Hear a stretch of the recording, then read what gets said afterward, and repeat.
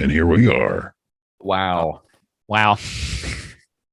I have nothing more to say than wow. We've had some starts before a stream, but this is the one. This was the one. Wow.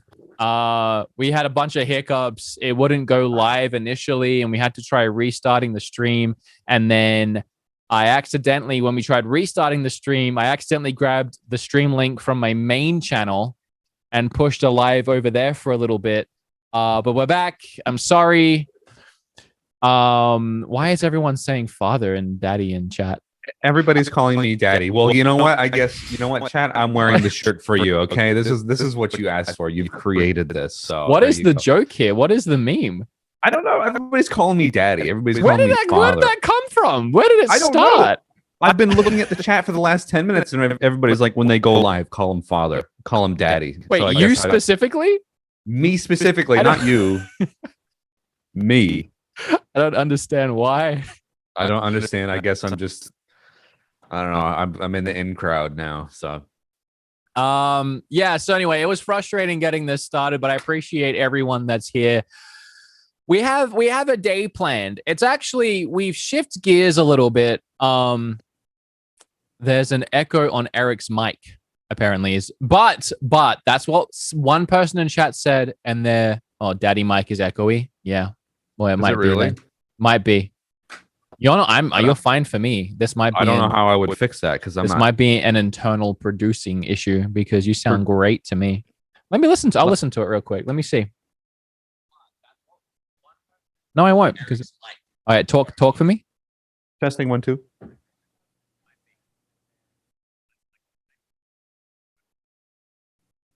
There is an echo. Is it because there's 2 audio layers happening? I don't know. You sound great to me. Gosh, I have no control. Wait. What? What have you done? There's no way that I've done anything different here. No, you sound great to me, so you are fine. You have no echo to me. Let me check something. There's a couple things I can check. Well, wait, hold on. Yeah. You're not. Maybe it is. Maybe it's my fault.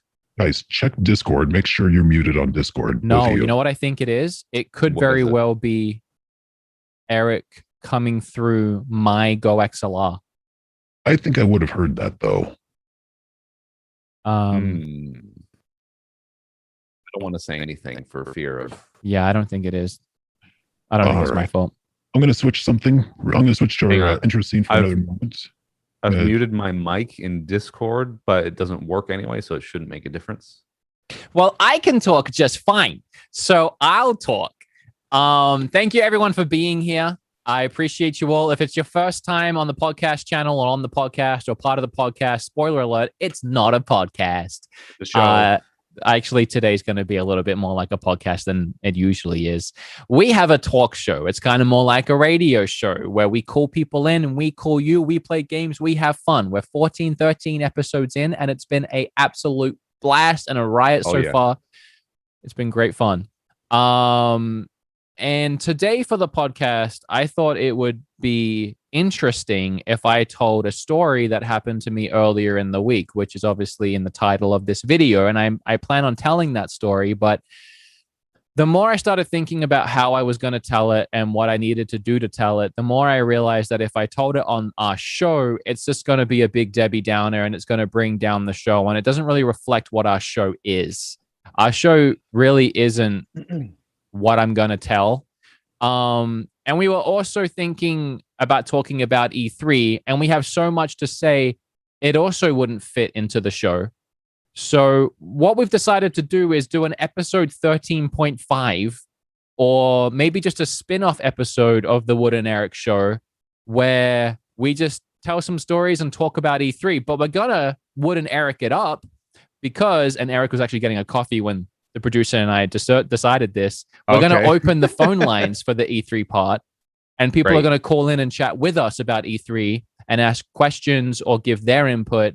And we'll get people on the line during that part, and you guys can, come in and we'll chat about E3 with you. Sounds great. I think my microphone issue is fixed. But yeah, anyway, so this is I guess a non-canon episode of the Wood and Eric show. I mean, there's a lot happening. Obviously, it's the E3 extravaganza week. I don't know. We'll get into that during the show, how extravagant it really has been or hasn't. For those of you out there, so excited to talk to you guys about that, and I'm also excited to talk to Wood about how his health is, because again, we've mentioned this on air. Wood and I don't really have the opportunity to talk during the week, and it's not because we don't want to talk. No. It's because we have to can all of our chatter so we can actually talk during the show. Mhm. So I've been saying all week, like, oh, I wonder how Wood is. Hopefully he's going okay. Hopefully he's all right. Like, what's happening? So I have to learn about it the same exact time you guys are. So I know. we're only the pun seize the day. Only RGT85, my friend Billy and Kim, and a couple other friends that reached out to me know. And you reached out to me immediately too, and I wanted to tell you, but I was like, I want to break it down on the cast. So it's like this big thing that happened to me, scary, stressful thing, and you reached out as a friend to see if I was okay, and the best I could do was tell you later. We'll talk about it on the show. I'll tell you later. That's fine. I completely understand. It's fine. Okay, well, we'll give people a couple more minutes to get in before I start. And because when I do start, it's going to be a shift change, but then we're going to have to bring it back up with E3. So, yeah, there's no pre and post show today. We're just rocking and rolling. Have we got any, I don't want to ask this and then have the producer say no, but have we had any donations? Because I actually don't have the screen open. I forgot about that, and I can't hear the alerts. I haven't seen any pop up. So, in other words, no. So we can cut to that. Look, we've got over 500 people in the chat right now, which is really great. So it looks like our time slot has kind of been a little bit more convenient for people. So thank you, everybody, for tuning in. If you want to support the show, make sure you subscribe to the YouTube channel. While this particular channel is not monetized yet, we are working on getting all the watch hours and up yet, so you can really support the show. But in the meanwhile, we do have the donations available if you want to support us and support the show. I'm sure somebody in the chat can give that information. It also should be in the description as well. Yeah, it's in the description. We just set up a Nightbot or something for that. Yeah, we'll get there. Yeah, no, what Eric's saying is he's not lying. This is a brand new channel, really, and we're trying to build up the hours to monetize it. So the longer you watch, the more you watch, the more you interact. It really helps support the show. So thank you for being here. Now it's saying Eric's mic is hot, but I don't know if I believe that. I don't know. I shouldn't read chat. I really shouldn't read chat because chat makes things up. It looks like we're just about to peak on the Zoom audio. Like it, yeah. I mean, I think I'll drop that down a little bit. Yeah, it looks like it doesn't matter because we're gonna likely edit this show down with our individually recorded audio and video. So yeah, that looks a little bit better. So that should be fine. Also, when we get to the E3 stuff, we're just going to be chatting with you guys and hanging out and reviewing E3 really and talking about everything E3, things I didn't get to talk about in my videos. I mean, Eric hasn't even got to say anything at all about E3. So nope, I literally rolled over in bed this morning and looked at Twitter and I was like, okay, we'll talk about that on the show. Because there's a lot. Obviously, it's been a jam-packed week. Yeah. But hey, whatever. All right. Should we do it? Yeah, let's do it. It feels weird. It actually feels a little uncomfortable because we're not prepared for once, and we're not doing the show. I mean, we're literally just chatting. So I know. I mean, we can ignore the chat.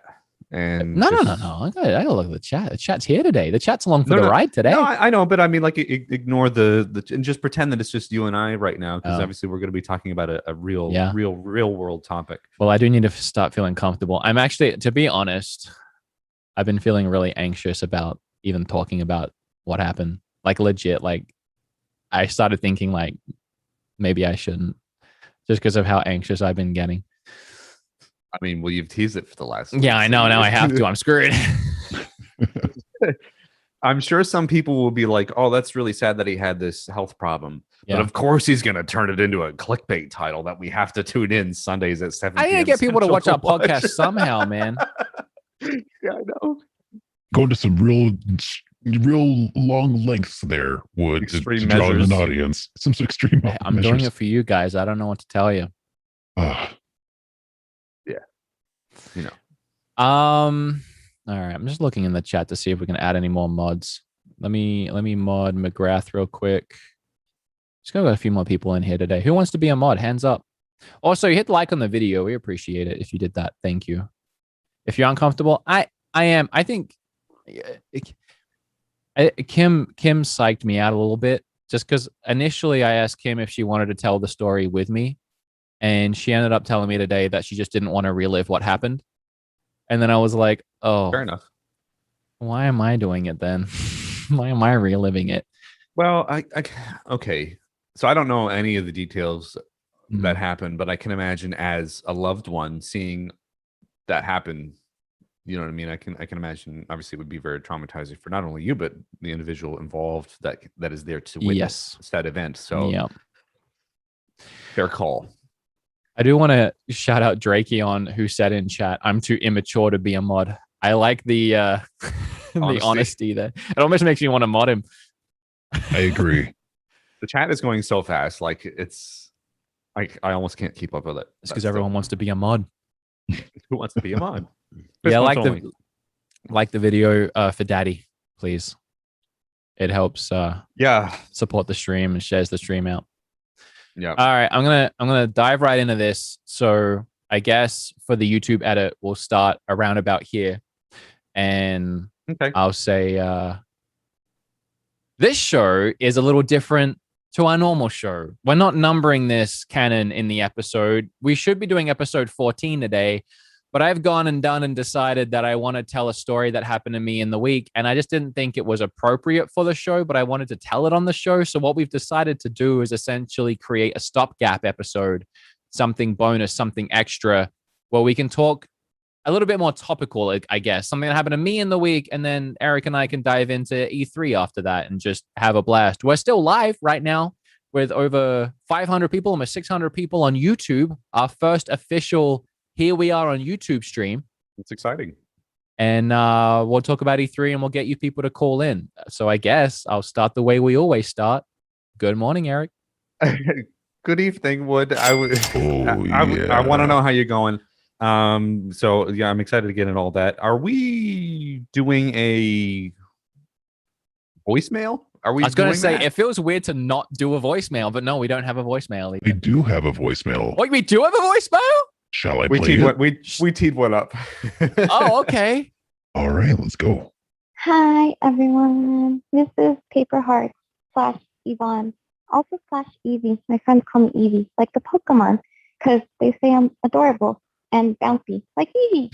I just wanted to say to Eric, I enjoyed your stream the other night, and I was really happy that I got to call in, and you're making like amazing content.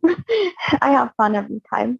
And then I wanted to send love to Wood and Kim and the kitties and everything, because I know how it is to have like seizures. I have seizures that are not part of epilepsy. They're actually attributed to something else. So one of my many other disorders. But I totally know how you felt, Wood, about saying that it was kind of embarrassing and scary and everything all at the same time. So you're not alone, and I hope you get to feeling better and you're able to figure out, what's going on.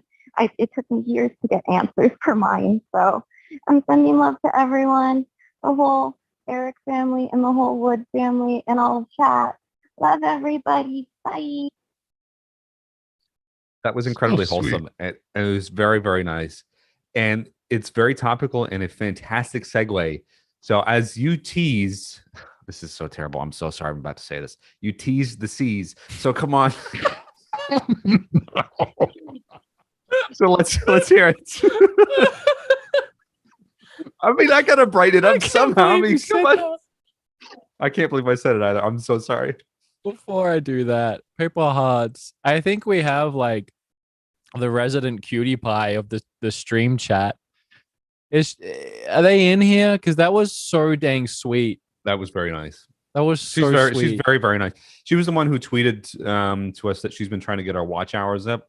She had 3 phones. She had in the like 3 background. phones out, and she wasn't watching them all. I know. honestly, I don't even think that works because it's the same IP, but it's so sweet. incredibly valued viewer. People Hearts, I don't know if you're in here right now. I don't know if you have the same name on YouTube, but I want to mod you. I don't know if that's all I can think of doing right now. Thank you. Also, it feels bad to do this right before.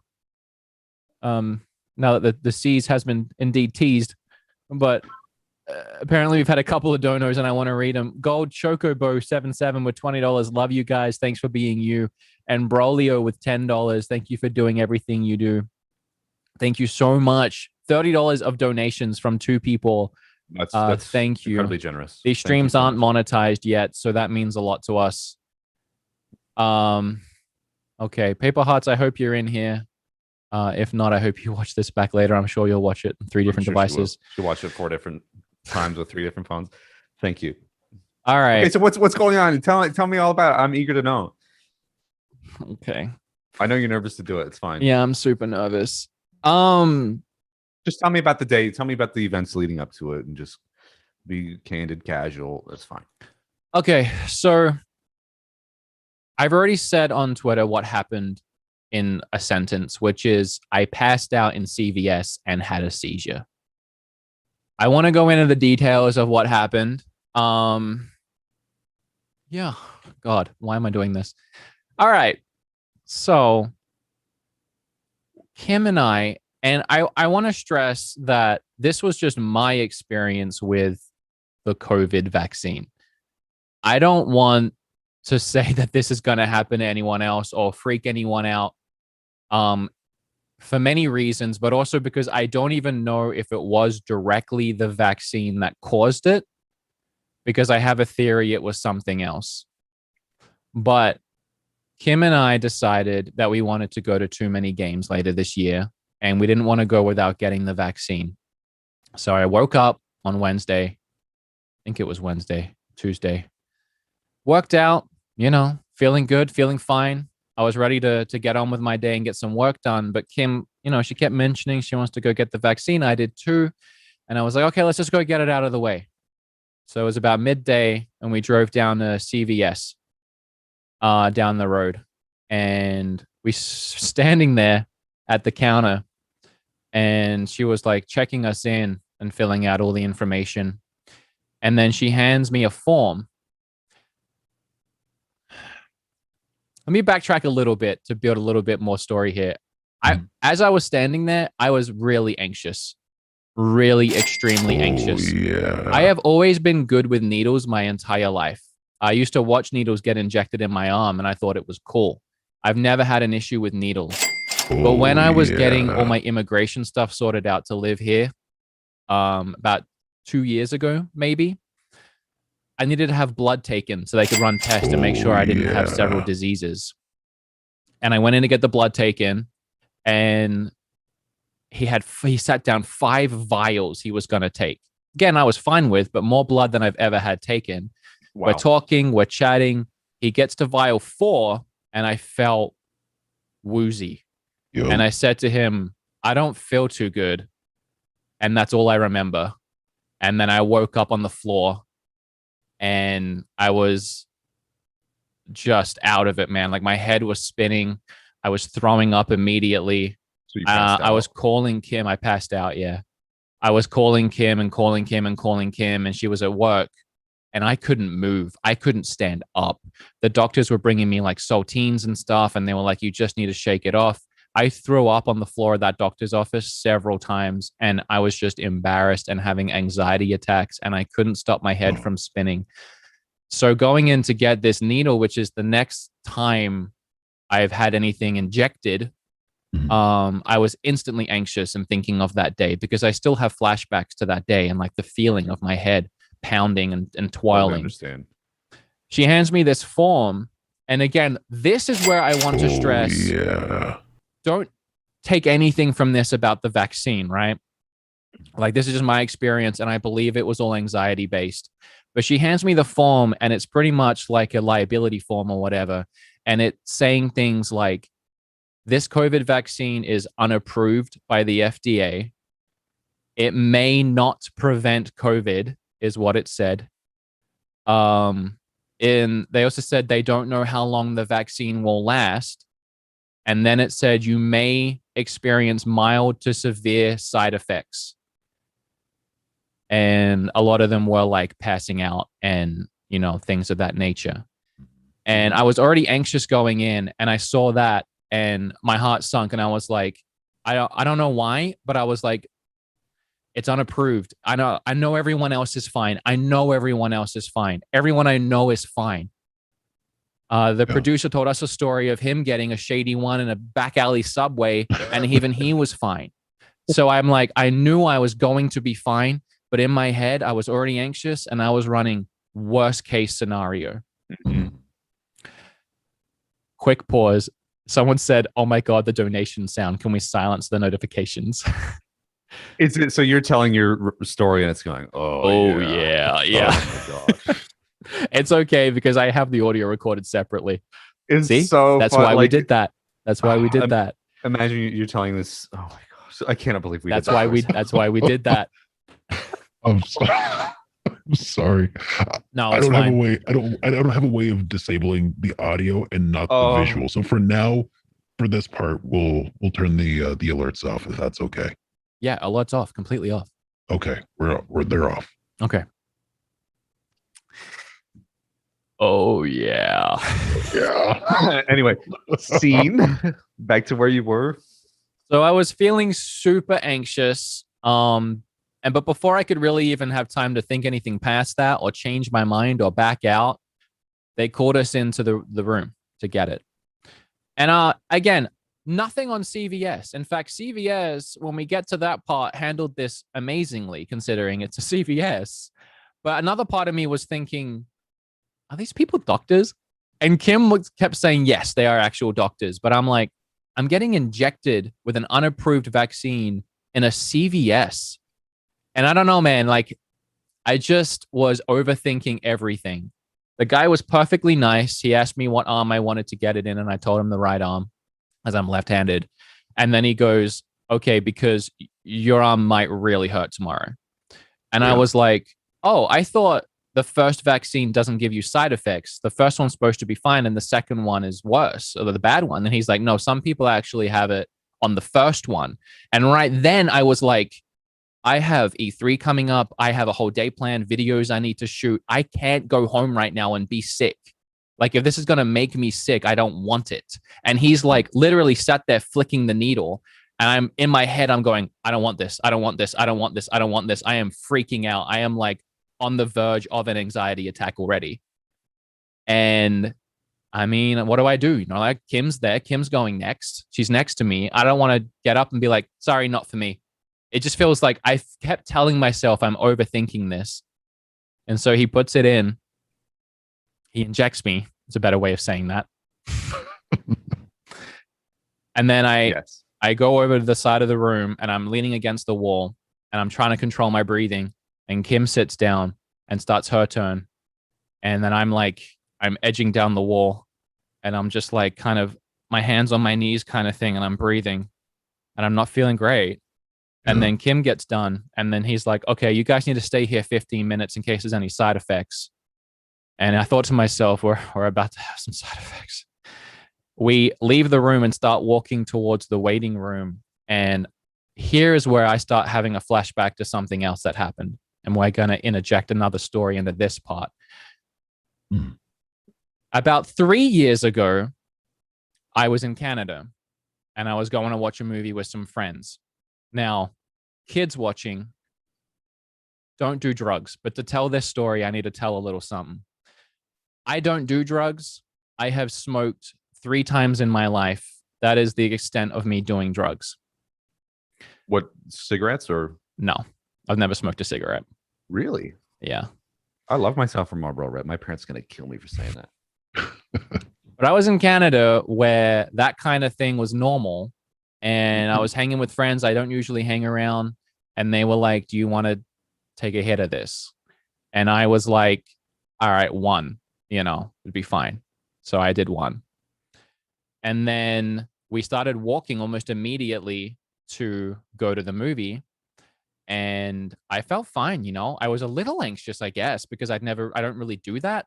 But it was almost like an excited, I'm a rebel anxious. It's not like something bad's about to happen anxious, you know?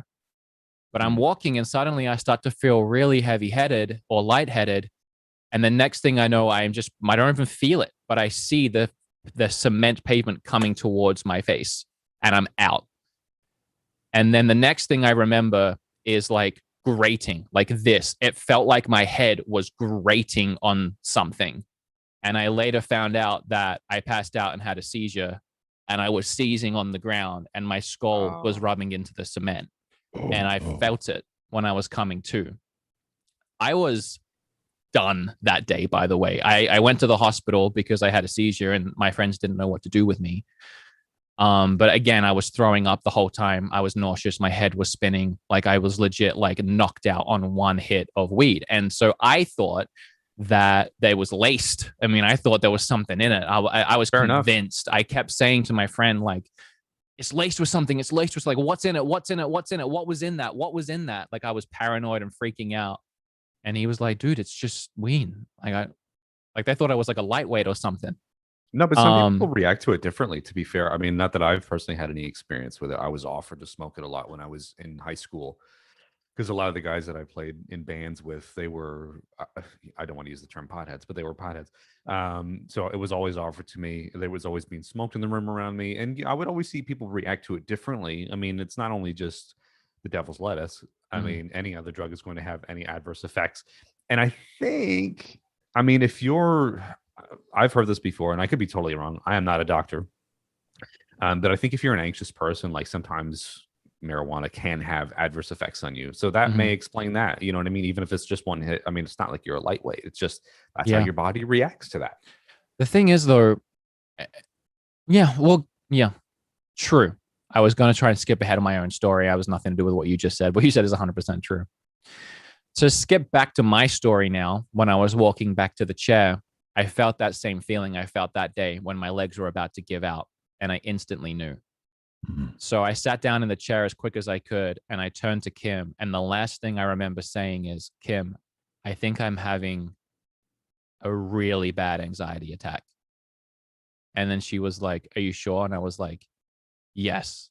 And then I remember thinking to myself, last time I passed out sitting down, I woke up on the floor. So I remember quickly like falling off my chair intentionally and sitting on the floor and putting my head in Kim's lap so I didn't hit my head.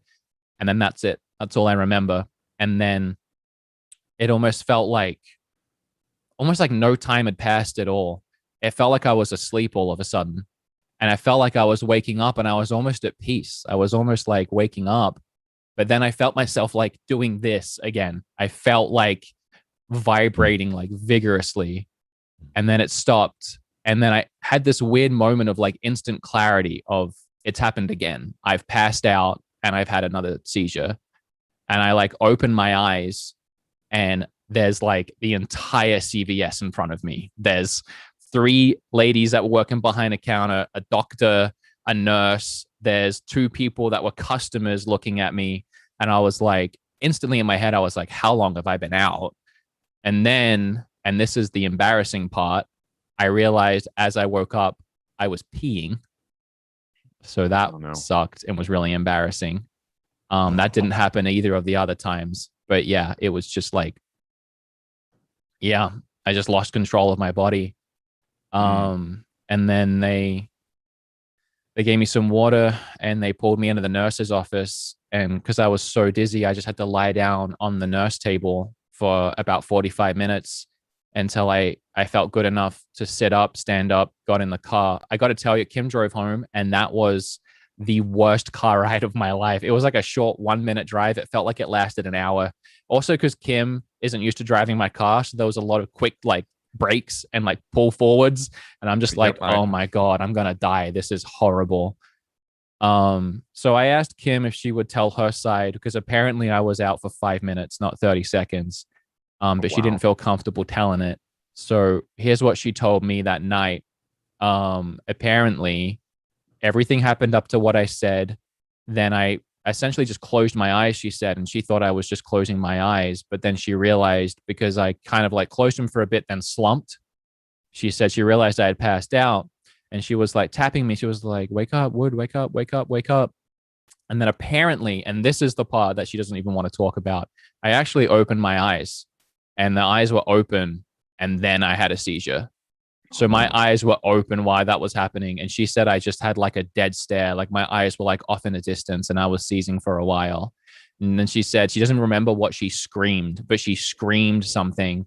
Apparently that doctor that was in front of me, full on like Rambo, leapt over the CVS counter, like in one quick bound, and was like right there with me. Apparently he was like shaking my legs, and she was like, I don't know what shaking his legs is gonna do. But I don't know if it was, she said I was out for 5 minutes. I don't know if that means my eyes were closed for 5 minutes, or my eyes were open and I was like dead staring for 5 minutes. But yeah, terrifying. Yeah, And I was look, out for the whole day. Again, I was like, my body was like, from that one thing, my body was just shot. Oh yeah, full body workout right there. let me I know I made a joke about, seizing the day or whatever, that's Say it again. I liked it. That's Tease just the me trying C's? to normal. That's just tease the C's. You had a Caesar salad in CVS. Okay, I'm gonna get that out of there. In C's VS. C's BS. Let me just say, all jokes aside, like hearing that story is incredibly concerning for me, and like, as your friend, like I'm genuinely concerned for your health and well-being. So I can understand, like, not only for you but for Kim, that it would be a traumatic experience, and I'm very incredibly sorry to hear that happened to you.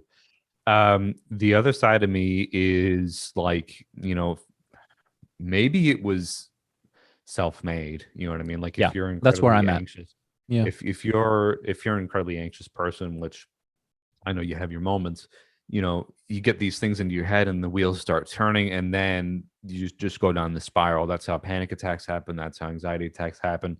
You start to overthink things. So it's certain from what you were saying, does not sound like it was any reaction to the COVID vaccine. If you're going to have a reaction, it was way too soon. Yeah. And it already sounds like there was a bit of wind up. I know that there's things out there in the world about reactions to COVID vaccines. We're not going to talk about that. But I think your particular issue, I think hyping it up, especially having had a bad experience prior. Yeah. Because you can immediately compare it to that right away. Yeah. I mean, you set the bar incredibly low, and you're just going to have that situation times whatever. Mm-hmm. And that was, we were, not to change gears here, but like we were worried about that. For example, like when Amber was pregnant last year, it was like, oh my gosh, it's going to be the worst thing ever. And then you read all the horror stories about this and that and whatever. So you can't compare, you just have to take each situation as it comes. And it's going to be what it is. I mean, luckily for us, pregnancy and birth was fine. But you know what I mean? Like, having a seizure is a whole different ballgame, especially if you've had bad experience with getting shots or needles or vaccines. Like you telling me that story, the whole wind up to it, and your past experiences with needles, it put me in that mood. It's like I don't even want to sit in the doctor's chair. So that's, I don't know. It's a whole whole deal.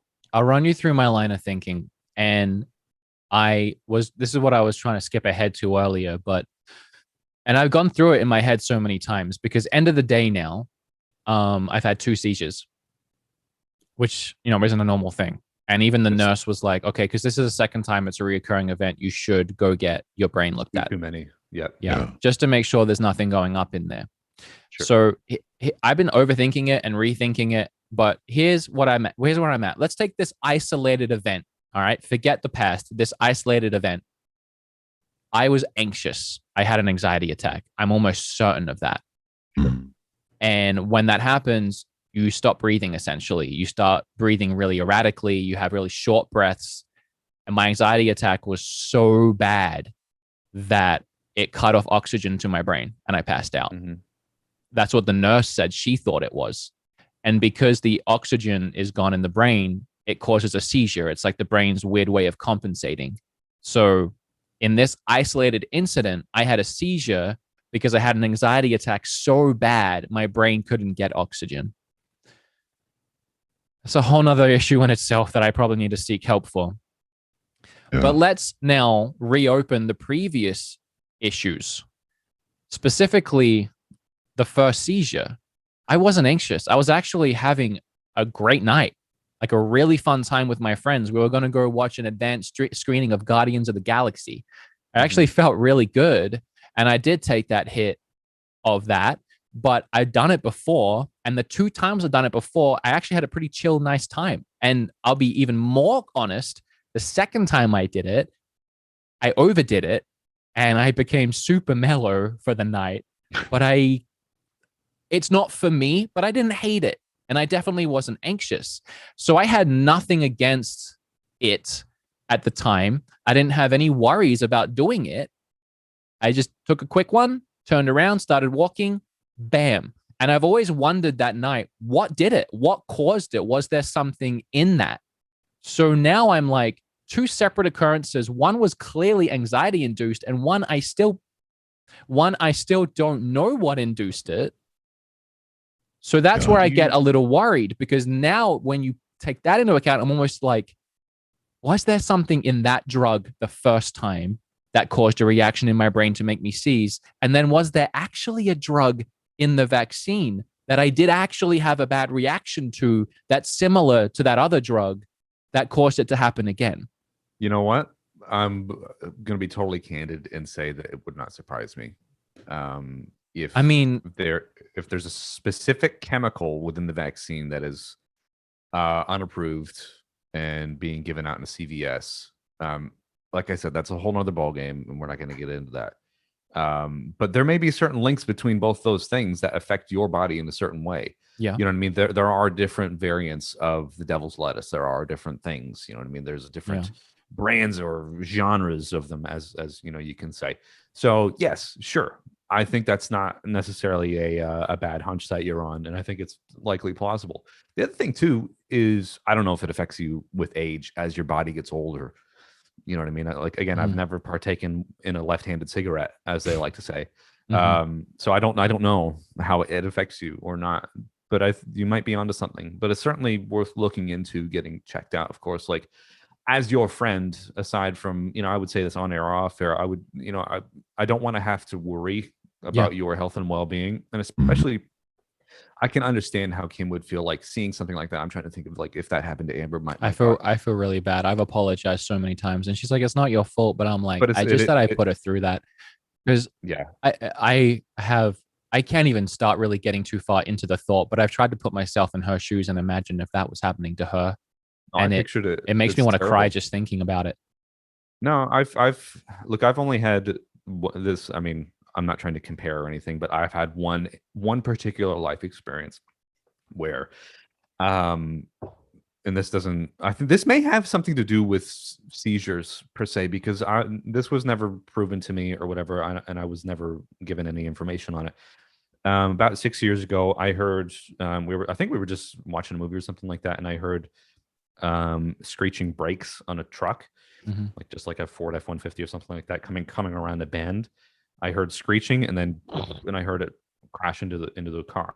The car crashed into a tree. So my father and we went outside and we walked across the street, and we saw what was somebody's last moments. Right? Oh, okay. God. So there's nothing more traumatic than these kind of things. Not that I'm comparing, but like I can understand. No, I get what you're saying. Yeah. You know, a severity of a situation. So, like, you know, when there's blood coming out of somebody's ears, something happened. So I think the guy took the turn too soon, or perhaps he had a seizure or something like that. And again, don't let me saying this put anything into your head. This is just an isolated incident. Yeah.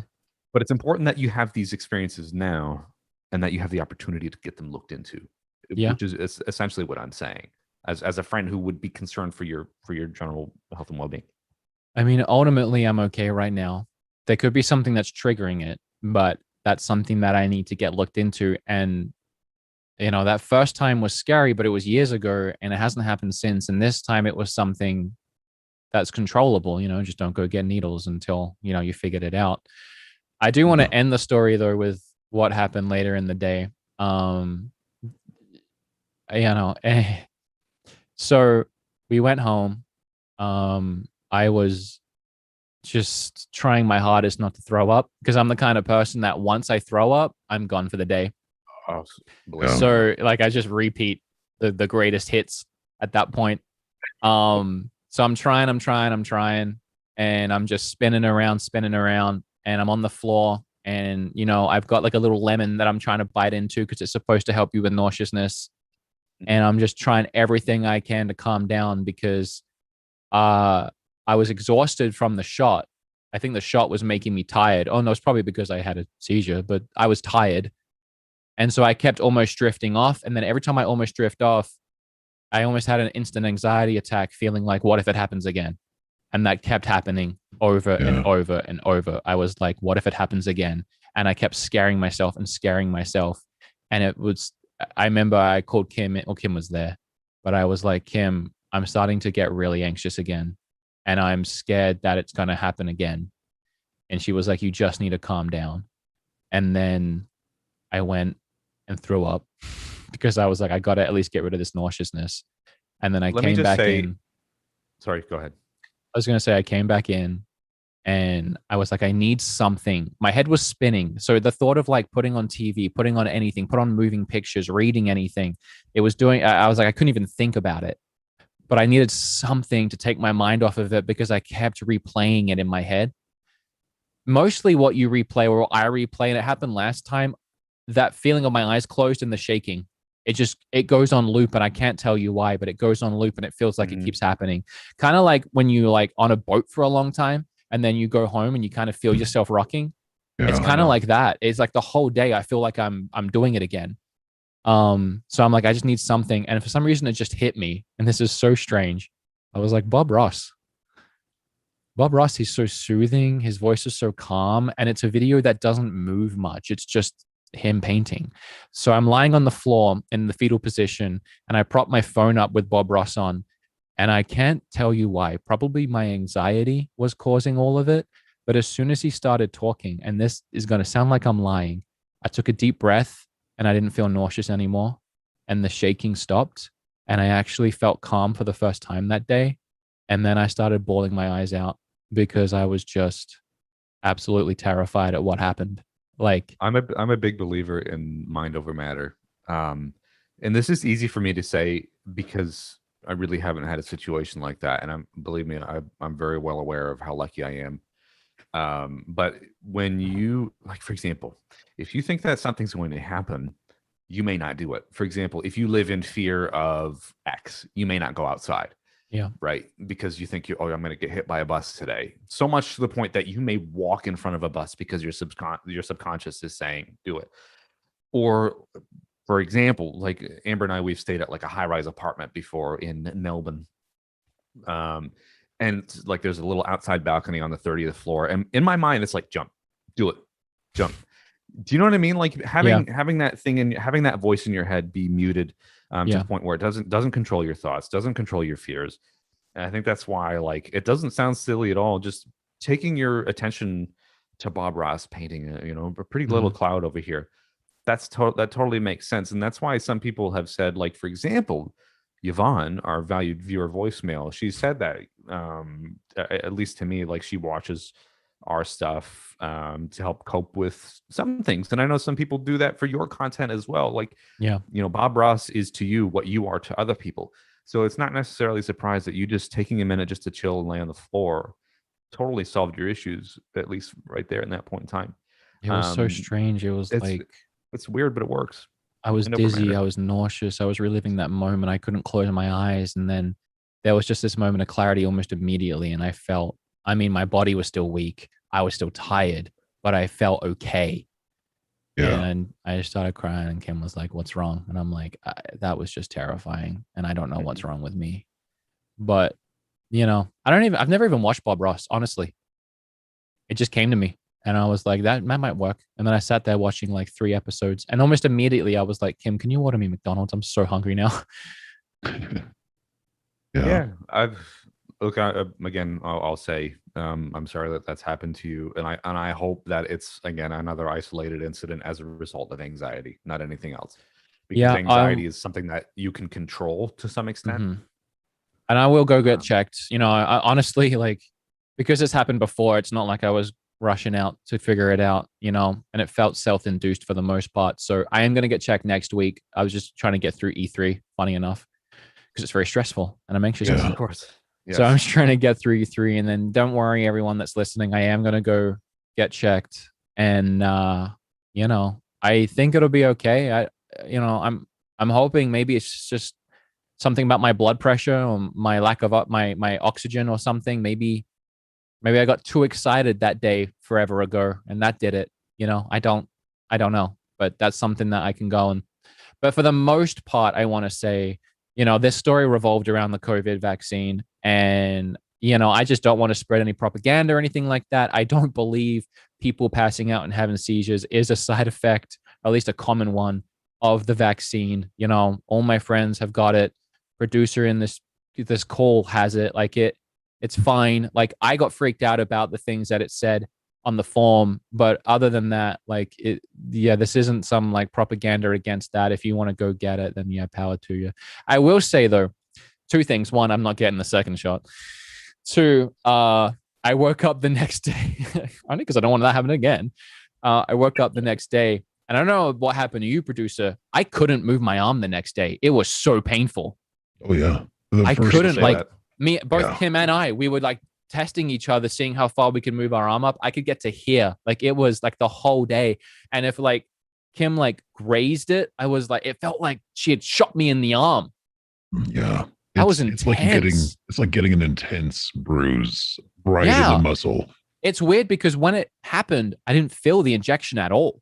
Not even the slightest little tick of pain. But the next day it felt like the needle was still in my arm. And anytime I moved my arm, someone was twisting it. Not to scare anyone from getting it, but good Lord, that hurt. Prepare for that. You literally can't use your right arm the next day. Do you know which one you got? Was it Moderna? I got Moderna, actually. Yeah, I probably should have said I got Moderna, which also freaked me out. That was another thing. Because I actually wanted to get the Pfizer vaccine. And so we got there and it said Moderna. And I was like, I don't want that one. Why am I getting that one? And that's just the one they had. And that freaked me out too. Because all my friends, everyone, did you get the Pfizer? Oh, no, I got Moderna. Oh, okay. Well, I didn't know. But everyone else I know has got Pfizer and they're all fine. So I was like, no. Okay. So do you want me to help bring the mood up here a little bit? Because I got two dad jokes. Go for it. Moderna, isn't that the 80s pop star? And also, when you were cold in CVS, did they say get a blanket and they just printed out a receipt? So that's it. I'll leave you with That's actually pretty good. That's a good one. Yeah. What I do want to say as well, huge shout out to CVS. I'm not going to say which one it was. I thought about going in and giving them flowers or something because they really took care of me, man. They were so nice. They were so nice, especially the two nurses that took me into the room and took care of me. If I was like, can you give me orange juice? They just went and got orange juice. I didn't even pay for it in the end because they were like, don't worry about it. But they were so nice. So big props to C's VS. Me personally, I would go in and give them flowers because somebody doesn't have to, it's their job, but they don't have to also probably scared them too, right? Oh, for sure. Sure. Yeah. I think the guy who jumped into action and started moving your legs around, that was also my guess, is to help keep blood flowing through you. If you were oxygen deprived, that would take some and move it around. So that guy, props to that guy. Props to all of them. Props to all of them, really. It wasn't on them at all, and they took care of me. So yeah, thank you, CVS. I'm sorry that I peed on your floor. I like how we just grazed over that, but no, there's no laughing over that. Honestly, I do want to say though, it was very embarrassing. There was a part of me that was like, okay, everyone knows why it happened. It's not like I just stood there and wet myself, and everyone probably felt really bad for me and didn't think that I was weird or anything, but. It's actually something that I'm proud of, and I don't know why, because it doesn't matter. But in my life, and I promise this is true, in my life, I have never peed or pooped myself. Even to the point where when I was a baby, my mother said, even my diaper never leaked. I'd never wet the bed. I've never got pee or poop somewhere that wasn't in the toilet. And for some reason, that was always a thing of pride for me. When people were like, never trust a fart, I'm always like, I trust him. My farts are golden. But now I can't say that anymore about the pee. I'm just glad I didn't poop myself because my anxiety was so bad that when I got home, I literally pooped a waterfall. So imagine if that had happened in the store. I mean, I told this story on my stream the other day, and I think I've told it to you before. I don't know if I've told it on the show, but I'm not as lucky, right? I've pooped my pants in the East Coast. Oh my gosh, I can't believe I'm saying this in front of 600 people, but whatever. In the East Coast, there used to be a chain of bookstores, not Barnes and Noble, but they were called Walden Books. And I was bending over, right? Like I must have been about 10 or 11. My father will remember this. Oh, okay. I was bending over, just checking out the manga, the sweet Japanese anime, and I was reading that, and I was like, manga's so good I could poop myself.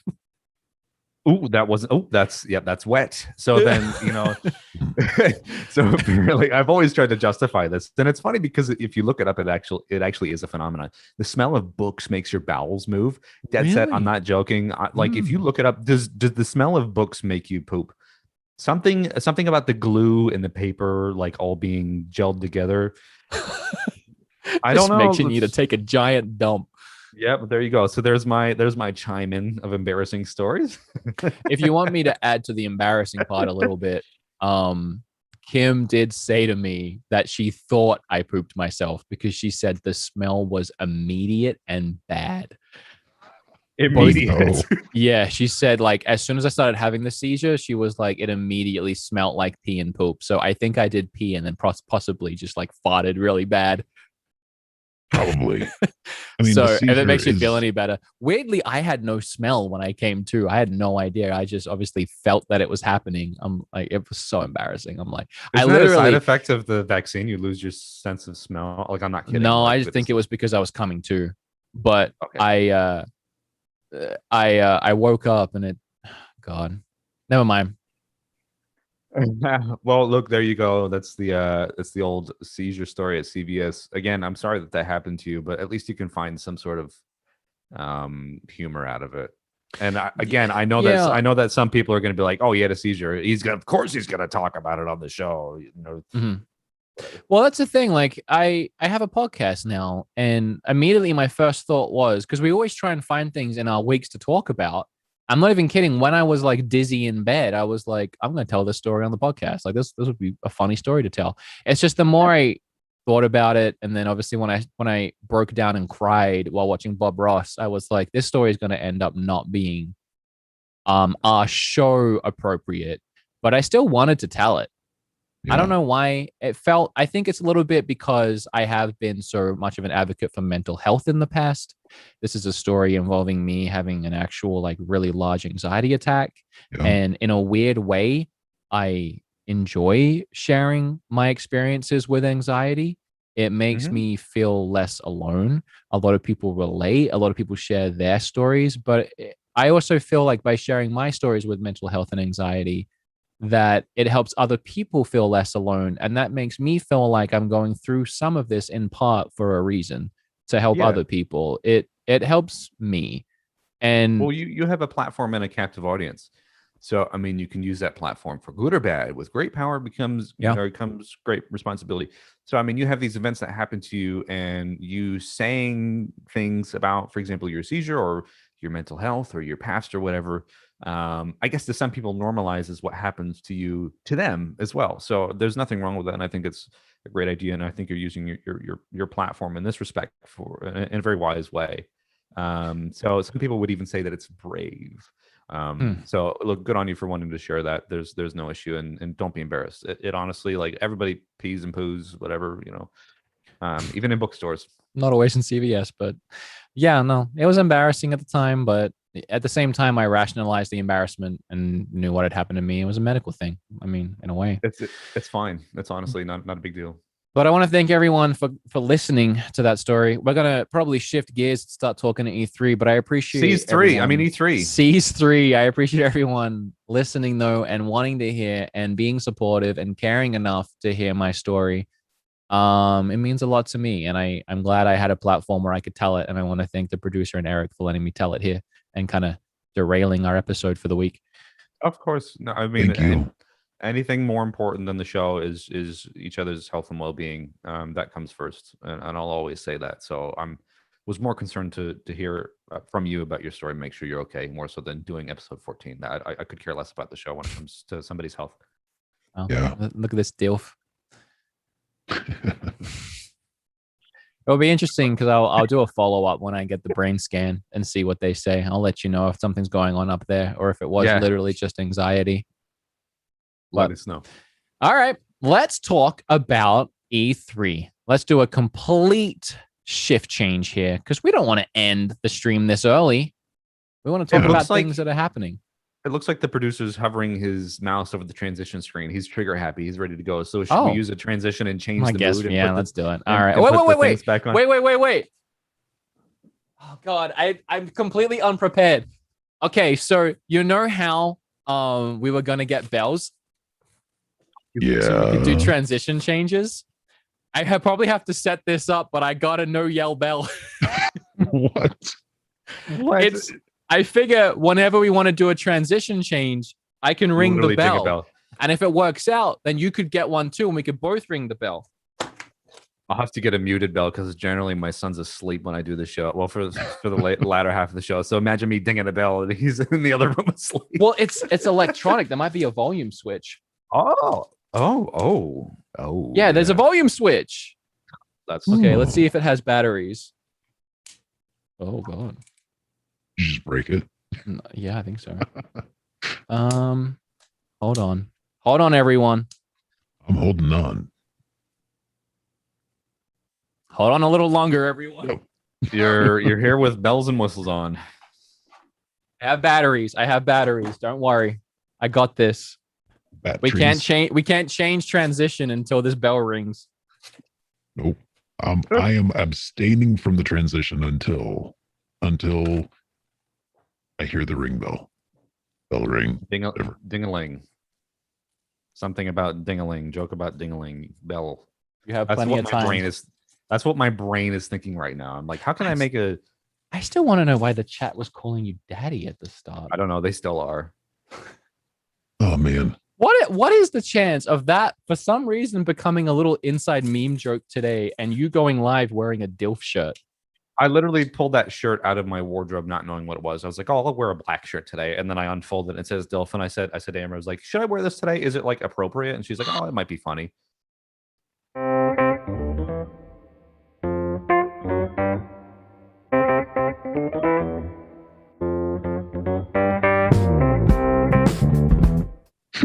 I wasn't expecting that. I didn't even know it was going to ring. Are the oh my gosh. Jeez. Hey, producer, are the alerts back on? Shall I put them back on? Yes, please. All right. What is that? Let's turn those some alerts alien back on. Stuff. There's 3 more. Oh, that's nice. That is nice. What? Could come in handy. Countdown timer. All right, I think my favorite might be this one. That's like a game show. I like that. Oh, maybe I should save that for the game show then. We just do it. We just do it normal. Make sure you point it at the microphone. Just I was trying to hold it away from the microphone. No, your noise gate is cutting it out. Yeah. Oh, really? Yeah. Yeah, it's a little bit better. Stupid noise gate. How is it? Oh, maybe if I turn the volume down.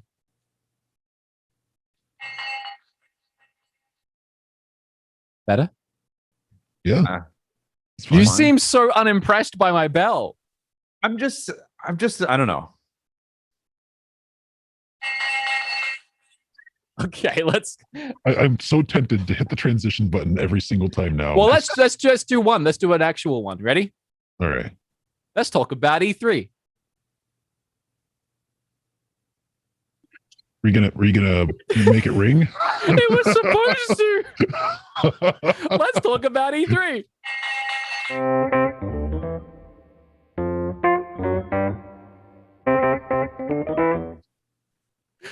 You like it? Do you want one? I can send you one. Sure. I'll keep it right here for when I need it. Gotta hand it for enthusiasm like that. All right, let's talk about hilarious. E3. I have seen all of it. Actually, I didn't bother watching Square Enix's. I have no idea what happened at Square Enix's at all. Nothing. Yeah, I heard nothing happened. Did you watch it, Square Enix's? I haven't seen an ounce of anything E3, to be honest with you, purely because of time and because, for those that don't know, I live in Australia. So I don't have the motivation to wake up at like 3 o'clock in the morning when I barely get any sleep anyway with my son. But I will be watching the Nintendo Direct. I will be getting up for that. I'll be doing something for that. Aside from that, there's been really nothing that's piqued my interest. Again, I've gone in completely blind. I've had one expectation, which gets crushed every year, which is that they bring back Banjo-Kazooie in any capacity. And I know it's never going to happen. If that's what you go into every year, you get bummed out every year. I'm like so bummed. It's like, oh, E3 is ruined again. I want to quickly, because we are live, we didn't go through the donations. I just remembered. We better get through that. Yeah, Marcel with $3.33. Thank you so much for that donation. That's a good number.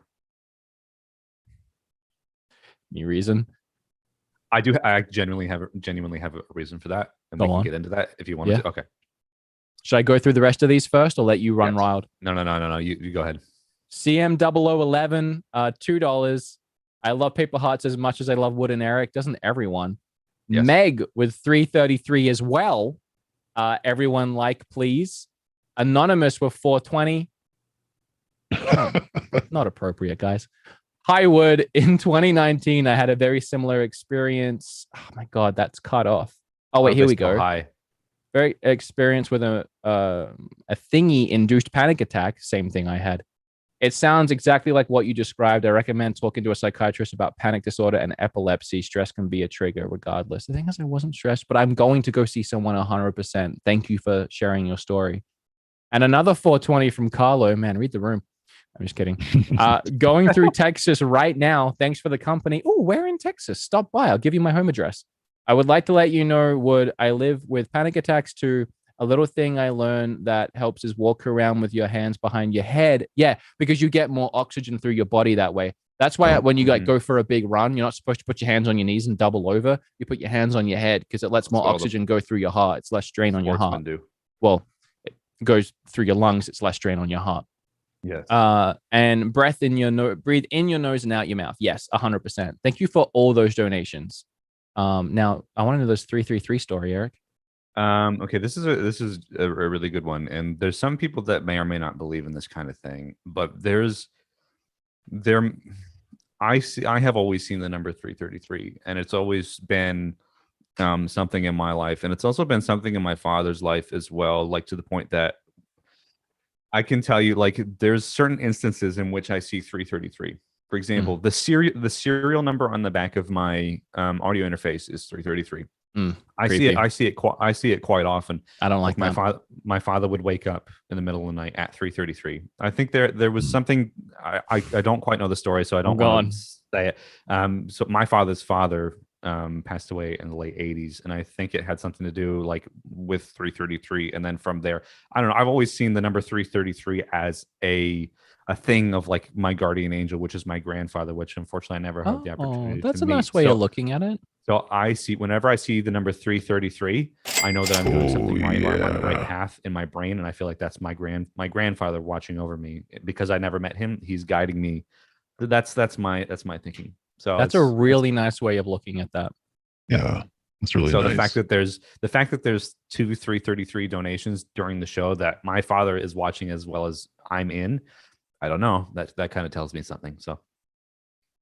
Yeah. That's a lie. It's a very impressive way of getting more 333 donations. I wish I was lying, but that's no. I'm kidding. No, don't wish that. It's a great story. We actually got another $1 from Yvonne and $1 from Anonymous. Yvonne says that's my last $1 on my card. Then why'd you give it to us? Oh, but I'll deposit more and send it when I get a chance. What now? Stop. Dumb. Your support is enough. Yeah, Thank just being here and being a part of the stream and driving up our watch hours so we can actually monetize the channel is enough. Thank you. All right. Great story. I actually did like that story. Yeah. Do you want to talk about E3? Yeah, I would love to talk about E3. So you have been behind the scenes of the whole thing, and the producer and I haven't really paid attention to it. So we are your captive audience. So what's happening? What have we missed? Yeah. Well, so I don't know if you know, but Summer Game Fest is now tied into E3. Summer Game Fest was something that started last year in place of E3.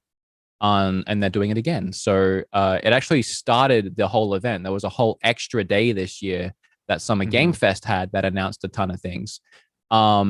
It was kind of like the leftover stuff that wasn't going to make it into the actual shows, but it's nice to get those things highlighted. A couple of things I think that you two might like. Either of you are a fan of Metal Slug? I think it looks cool. I never played much. Either of you are a fan of tactic games? Do they have Metal Slug Tactics? Yeah. Metal Slug Tactics is a thing. I used to play Metal Slug on my Neo Geo Pocket Color. I know the producer probably knows a little bit of something about that. So like, I like that game. Yeah. And I actually like doing this podcast because in my video, I have to like get through this stuff so quickly. I can't spend 60 seconds talking about Metal Slug Tactics, but I actually got a chance to do it here. Yeah, take your time. I really like tactics games, and I really like the animation of the little sprites in Metal Slug games. So it is nice to see those come together. Also, not the only awesome tactics game announced during E3 so far, but we need to wait to Ubisoft to get to that one. Do we want to open the lines actually and see if anyone wants to call in and talk about E3 with us? And of course, what we could do is if you put the number on the screen, we could have people call in. We could get them in one at a time, and they could really do what they want. They could ask whatever question they wanted, but something I would suggest is pick a game that was announced. Maybe something I'm excited about, or something you're excited about, or something that we would be excited about. And we'll use that as a topic, and we'll break that game announcement down, and we'll look at the trailer, and we'll go over the whole thing. And we'll just, talk with you guys about it. Let me preface this by, I don't want anybody coming on the line and calling me daddy. We were talking about E3. People probably wouldn't have had confidence to do that, but now you've made it a thing. I've put it out. I don't. Please don't. This is what I'm telling you. This is how the universe speaks to me. I wear a flippin' DILF shirt, and everybody shows up in the chat calling me daddy. Like, it's really your own fault. It's my fault. I've done it to myself. Anyway, if you want to call us 210-951-4927. We should change the podcast name to Wood and the Daddy. Oh God, Wood. Daddy. Wood Daddy. We are opening it up to a whole brand new audience if you do that. Hey, we're on YouTube now. We do what we want. I will take. I'm not going to talk about that actually. Did either of you play Death Stranding? Yes, I did. Did you like it or hate it? I liked it, but I had no idea what was going on. Oh yeah, you're not supposed to have any idea what's going on. You get the gist. Kojima game. Yeah. There's a baby and there's things. Did you finish it? Yes, I did. Good. Did you cry at the end? God, if you didn't cry, you're heartless. Yes. No, I did. And I found it more relatable because Amber was pregnant at the time. So I was like, this baby spoilers, is like, but yes. Yeah. No. Yeah, I'm not spoiling anything, but Yeah. The thing that happens right at the end, dude, there were so many times in the game I was holding back tears, and the credits rolled and I was like, I made it. And then that thing comes in and I lost it. I'm like, screw you. I almost made it the whole way through. I think there's something keeping, I'm sorry. There's something keeping people from calling through for a moment. I'm working on it. I'll bring people in here in a moment. Okay. No rush. I think it's sending everybody to voicemail. So hey, E3's been a long weekend. We got a lot to talk about. And we can also talk about what we expect from Nintendo. That's a really great point. Well, Death Stranding's getting a director's cut. I don't know what that entails, but if you're down to play the game again. I don't think I'm down to play the game again because I think at some stages it was a bit of a grind. Yeah, it was. Essentially, it was walking simulator or mail carrier simulator. The whole thing with the BTs was a bit spooky to me, which is why I had to play it on the easiest setting. I thought, like, in a nutshell, it's an interesting story, but the way Kojima fleshes out things, like, there's so many weird details. Maybe I have to play it again to understand. And the game is so big, like, what did you leave out of the game? Yeah, you know I know. What I mean, like, what did we miss?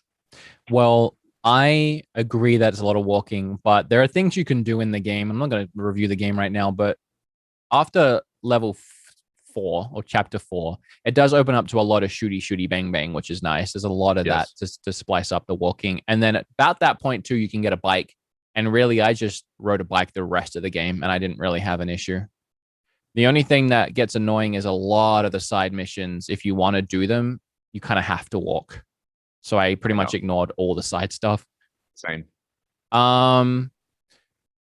There wasn't honestly too much else from the entire hour-long event. There was a lot of talking in every event other than Xboxes, which was all games all the time. Among Us has been getting updates in all these different events, and it's a different update in every one, which is really weird. I don't remember the update. Oh, a new map, a new mode was revealed in this one. And then the only update I like is in the Xbox event, they revealed you can have 15 people in a lobby now, which I actually think that's pretty crazy because you could add in a ton more imposters and make it a real bloodbath. So if you like Among Us, I think that'll be fun. I've never played it. The only thing about Among Us that I know is that there was a chicken nugget that sold for thousands of dollars that resembled a character from Among Us. I didn't even know that. What? For real. There was a McNugget from McDonald's that resembles the character, whatever the little thing from Among Us, that sold for like 10 grand on eBay. Producer, are you there? Yes. All right. So I think, now we have calls coming in. There we go. Okay, great. I was going to actually ask you something, but... Oh, go ahead. In the future, for future podcasts that we do like this, what we could do is you could create a layer that's Eric and I like on the side of like a browser. And then if we want to pull up what we're talking about, you could pull up what we're talking about on the browser, switch to the layer, and then we'd be there talking about it. But we can... That does sound cool. Yeah, it does, doesn't it? Reaction thing. Yeah. I like it. All right. We got... Oh, gosh. There's like 3 people calling at once. Let me try to get one. Okay. I'm just preparing myself for this. That it? Who we got? Anyone in here? I actually can't see. I can see. Oh, no one yet? You'll see in the screen share the producer is doing. Oh, right. Welcome into the show. I kind of want to... You didn't just name drop the producer before, did you?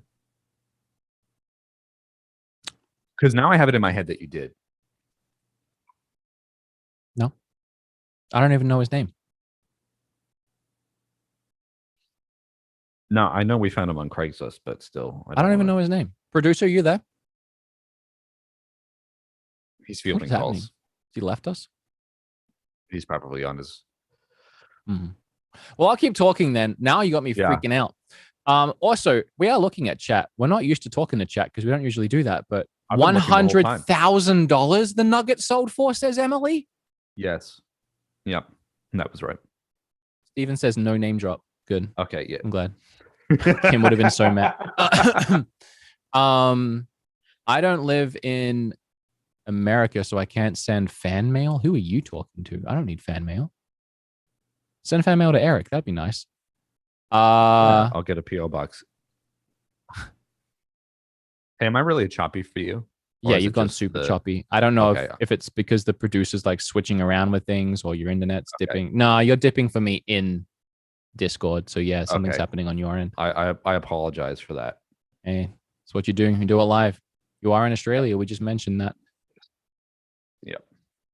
I'm trying to read something in chat that's relevant to what we're talking about.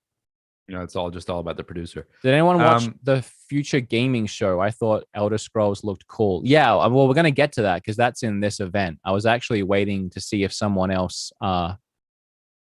joins in and they decide they want to talk about Elden Ring. But I also feel like the producer is going to be a big fan of Elden Ring. So I was waiting for him to come back before I talked about that. Yeah. New Tales of Arise. Actually, all right. We got somebody in the chat here. Oh, hi. Okay. Hello. How are you? Hi. How you going? My name is Sam. My name is Sammy. I'm 14. Hey, Sammy. And I'm watching this because I'm bored tonight because I just finished playing Let's Go Eevee for the 5th time. Nice. You need to get a new game, my guy.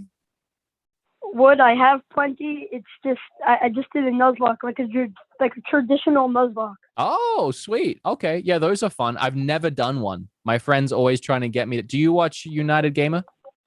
Yeah. Yeah, he's always. I watch like Pokemon Watch. I watch more A Drive just because I do shiny hunting a lot too.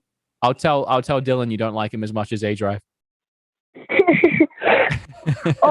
So I just kind of want to talk about the Eric, kind of a spoiler for you, but Mario plus Rabbids sequel.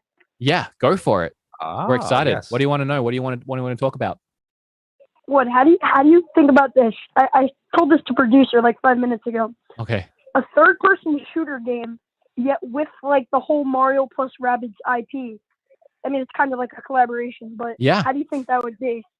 So I would immediately think that Nintendo is going to be wary about that. I don't think Nintendo likes third-person shooters in general, because if you've noticed, they don't have any. Metroid is the only one they have. Yeah. I don't think they're a huge fan of the shooter genre. I think they have some kind of weird bias against it. So I think you'd have to get through that hoop, especially if they have a bias telling them, not only are we going to do it, it's going to be Mario. I think they're going to have a big issue. But would I play it? Yeah, of course I would play it. I think Nintendo need to tackle shooters more. I think they're so inexperienced at it, they're scared to even try. I mean, they tried to make Metroid and they gave up and gave it to someone else. Hey, let's not forget about Splatoon here. I think Splatoon is a happy middle ground. That's what I was about to say. I was about to say Splatoon, and then we have that new Star Wars shooter that's coming exclusively to Switch and mobile. And then we have, let's not also forget Fortnite's numerous collabs with Fortnite's numerous collabs with Nintendo. So yeah, I think they're really open to anything that can make them money at this point. You know what? Actually, for some reason, I had a seizure earlier in the week. You can't hold me to anything. I thought you said first person, and I thought I was running with first person that whole time. No, you're right. Third person is more likely, and I would like to see that. I'm still not sure if they would tackle Mario for it, but just like Splatoon, which is a third person shooter kind of, and came out of nowhere and blew up and took the world by storm, I think Nintendo should try in tackling that genre a little bit more. I don't think we're going to see it with Mario, but you could have a similar kind of cartoony shooter. That's what Splatoon is. Yeah, when I saw the pictures for the Mario plus Rabbids sequel, I think it's called Sparks of Hope or something, right? Yeah. Yep. Just from like the pictures that were posted on Twitter, to me personally, it looked like an open world PvE type of game. And I know it's more of a tactical game, but I thought they were taking like a different approach when I first saw the pictures. If you look at the pictures on Twitter, that's just kind of how it's portrayed. There may be different modes. I mean, again, it is the Ubisoft. Branding. Yeah, I think that's the branding they go for. But what did you say, Eric? I wouldn't surprise me if I know the Rabbids game is like a tactics kind of game, which I really loved. I really love that. I'm so glad that we're getting a sequel to that because it was a great game. It's a great series. It's interesting. It's quirky. It's fun. And I'm interested to see where they take it next. Yeah. But I think at the same time, it wouldn't necessarily surprise me if they have like different modes, maybe not necessarily third person shooter or first person, whatever, but like maybe exactly what you were alluding to, like kind of a PvE, whatever thing. So I mean, anything's possible. You never know. Kind of like, I'm only saying this because this is what, I mean, most of my generation played. I don't anymore, but Fortnite has like the Save the World version kind of game mode. Yeah. Something like that kind of. I was surprised that they didn't do PvP last time because I really wanted to verse my friends and I couldn't. There's no like online, like in the style of kind of like a sports game, they could do kind of like a my team, collect the characters, fight against your friends kind of mode. I think that'd be pretty sick. And I think that would also get a lot of new Nintendo Switch Online subscriptions. Yeah, you are a savvy business 14-year-old. I got to tell you, you're on it. Hey, this is great. This is a fantastic call. Thank you. Somebody said in the chat they should really seize this kid's opportunity. Going back to the Seziure Woods. Yeah, I think we should seize this little part of the show and send it to Reggie. Well, not Reggie, I guess Bowser now, and get him to do something about it, because I think you're right. We'll get him on the phone now. Come on, producer. No, yeah. I don't think Doug Bowser would be too happy with you saying they did drop you. I don't know how Doug Bowser would feel about that. Probably not super happy, but Reggie still follows me on Twitter, so I at least haven't upset the great man himself. Yo, everyone's saying good stuff about me. Let's go. Can I shout out my TikTok? My TikTok? You're cool, man. You're a legend. Thank you so much for calling in. And I'm glad we could talk about Mario and Rabbids, and you were the perfect one to talk with about. So thank you. Absolutely. Thank you. It was a great call. Thank you. Can you make me a mod, Would make me a mod. Okay, now you're pushing it. I'm joking. What's your name in chat? Sam SSB warning shot. I have the stream up on my Xbox and my phone in my hand so I could dial as quickly as the number went up. Nice. Okay. All right. I'll monitor you on chat. If you seem mod worthy, I'll make it happen. There you go. I There said you hi, go. this me, boys. I love that for you. Thank you. Thank you, Thank guys. you for calling you. in. Bye-bye. Why was it that kid was cooler than us? Did you get that vibe immediately? I honestly, like, we're lesser than that kid. That kid was like, you know what? This is weird, and I'm just gonna throw it out there. But when you live, I don't know where he lives, but when you live in LA and you're in the industry, even entertainment industry, you pick up on all these colloquialisms. And whenever I hang out with my LA friends, they always have their weird little things like, I love that for you. I love that for you. Oh, we love that. Oh, you're a king or whatever. They have these little slogans they say. Yes. And he kept going, there you go. There you go. I think he lives in like LA or Can something. I just say that I love how we had a 14-year-old call in, and merely 20 minutes before we were talking about devil's lettuce. So we are hitting. I specifically said don't do it. Okay. I can't give any more of like a don't do it advertisement that it gave me a seizure. Yeah. Good point. Going to get the next one in. That was great. Yeah. Thank you. So I think we've got another familiar face here, actually. Oh, it's Pokey John. Poke John. Hey guys, how's it How you going? going? Been catching lately? As much as I can, waiting for the new stuff. Right. Yeah. We Fair just enough. had Sammy, the 14-year-old, on who finished Pokemon Let's Go for the 5th time. How many times you finished Pokemon Let's Go? Let's see here. I'm running through it with Evelyn right now, teaching her how to play. Right. That's one. So once I'm done with this, I'll be on 8. Nice. Oh, yeah. Screw that 14-year-old. Get him out of here. See you later. All right. What do you want to talk about? So I want to start off by saying I have never once wanted an Xbox until today's stream. I know. Nice. Exactly. And can I also put out there that 2 things. One, GameStop, as we talked about on our podcast, is double staffed for a couple of days, right? Mhm. There was we were wondering why. Next, last night they updated their trade-in where you can get $50 extra trade-in towards an Xbox Series Towards X. the new Switch. I wonder why.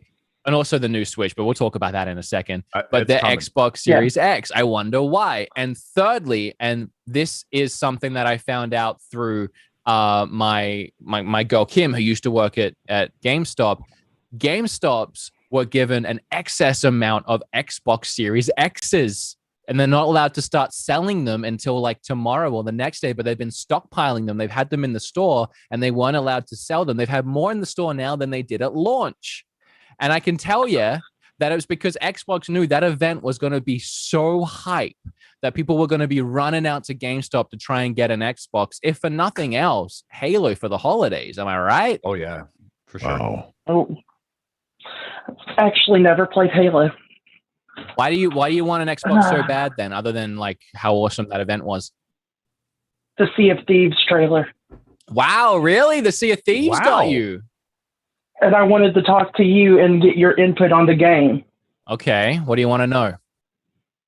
Anything. I know nothing about it except for what I saw in the trailer. Okay, so here's the thing. It's the kind of game where you have to make your own fun, because up until now, there hasn't been a story. It looks like that there's Pirates of the Caribbean DLC. And if you haven't seen this, Eric, you need to watch this. They've added Pirates of the Caribbean story in the Sea of Thieves. It's got Captain Jack. Can we get a confirmation on if that's the actual Johnny Depp? Because his voice was perfect. It's probably an impersonator. I have been looking that up since and cannot find it. Oh, well, it probably isn't. I highly doubt it. But my Lord, it's a great impersonator. The guy from Kingdom Hearts, actually.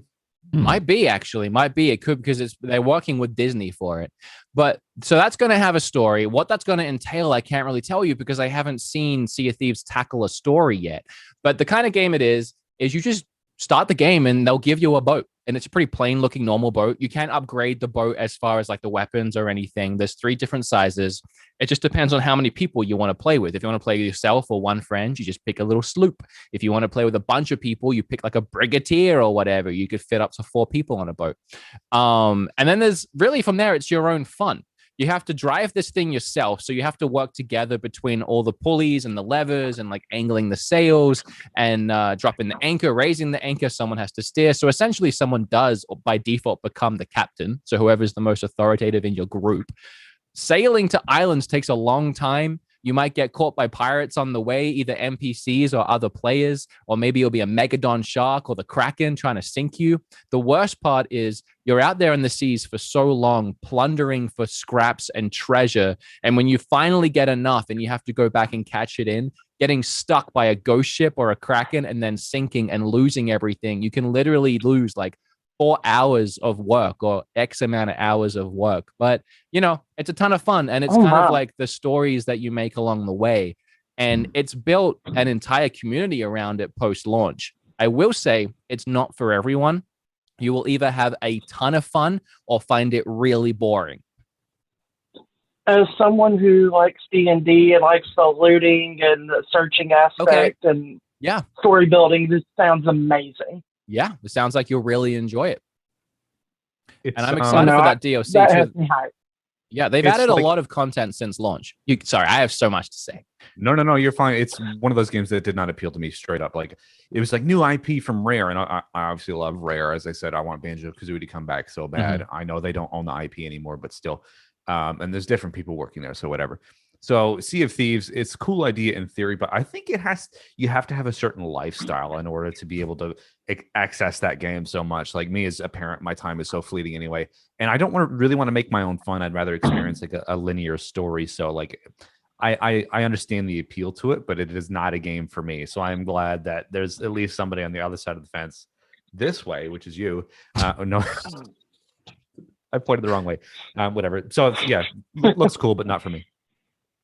All right. Anything else you want to talk about? Any more you want to break down about the game, or? Hope you enjoy your package when you get it. I forgot stuff, so there'll be a package number 2 in a couple of weeks. Okay. Yeah. Also, this week I'm going to do a fan mail unboxing on my Twitch. So if anyone listening has sent me anything in the last 2 months, it's been piling up, and it's going to be a huge video. So you don't have to send me anything, but thank you so much for doing that, John. I can't wait. No problem, man. If I find any chilling brains that I don't open, I'll set some aside. I actually pre-ordered 2 booster boxes, but I'll take any scrappings. I've got 1 box so far. All right, thanks for calling in. I opened up some packs from it yesterday. I'm excited, man. We're gonna do a stream here soon, opening them. They don't call you Pokejohn for nothing. No, they really don't. Nope. Thanks for calling in. I know, we way appreciate too much. you. Thank you. Bye. Bye. Game Revolution says it's Jared Butler from Kingdom Hearts 3. What is that, Johnny? It's not Johnny Depp. It's Jared Butler, whoever that is. But he does a great job. Here's my Pirates of the Caribbean impersonation. Okay. Sparrow.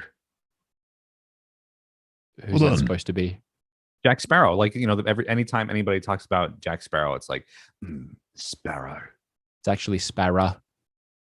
Yeah. It's whatever. This Captain Jack Sparrow. It fell so flat. I really just think we need to take another call. All right. Well, we've got someone. Hello, how are you? You're on the show.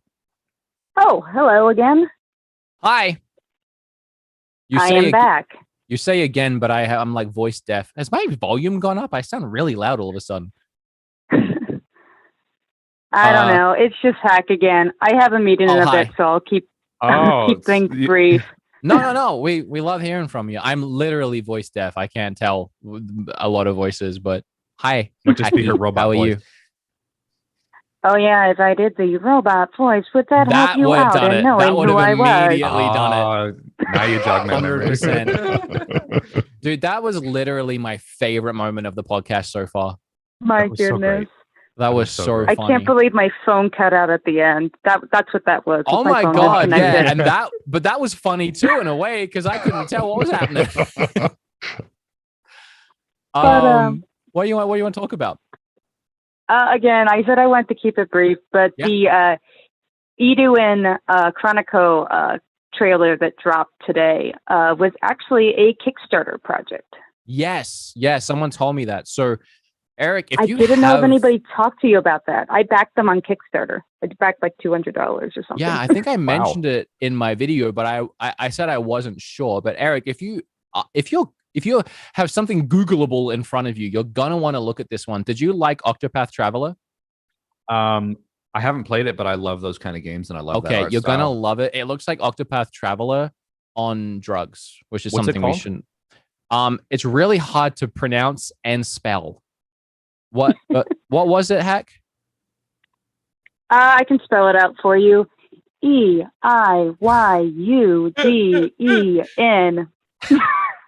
Okay, so good. Euden. Yeah. Okay. Yes. Oh, okay. Suikoden, spiritual successor. There we go. Yes. That's a game that the producer would like as well. Probably. Well, yes, probably. I mean, we have no idea what kind of games he plays, but he did play Mario RPG once, and that is an RPG. Okay. Which game did you say? I was talking to somebody else. Suikoden. It's a spiritual successor to Suikoden. Yeah, it was in the Xbox reveal today. The one that you didn't believe me was the best thing ever. Yeah, it has a Suikoden spiritual successor, and it looks incredible. Okay. It looks like beautiful. It looks like Octopath Traveler boosted up to 1 million. Unbelievable. Okay, I'm all over that. Thank you for bringing that to my attention. So what did you get for backing the Kickstarter? I'm so bad. I've never backed a Kickstarter. Let me open up my backup page again. Did you get some fancy little doodads and doohickeys? I have to pee so bad. I'm going to pee myself again in a second. Same. I think the phone line's pretty. No, they're there. I think they're Googling. I think they're on their phone trying to find out what they got for a pre-order bonus. But no, it's so on Kickstarter. It looks like Octopath Traveler, but Octopath Traveler, the battles were still like, flat, right? Like you just kind of see them on the right and left. This, if you actually watch the trailer, they have like special moves and stuff, and the camera pans around. It just looks like insane, gorgeous. And there's another game that was revealed. Oh my God, my chat will probably be able to tell me. The one that's also like a sprite-based one, but it looks more like a side-scrolling platformer action adventure story-driven game. That game looked gorgeous and had such a vibe about it. It looked so sleek. It was like retro synthwave neon.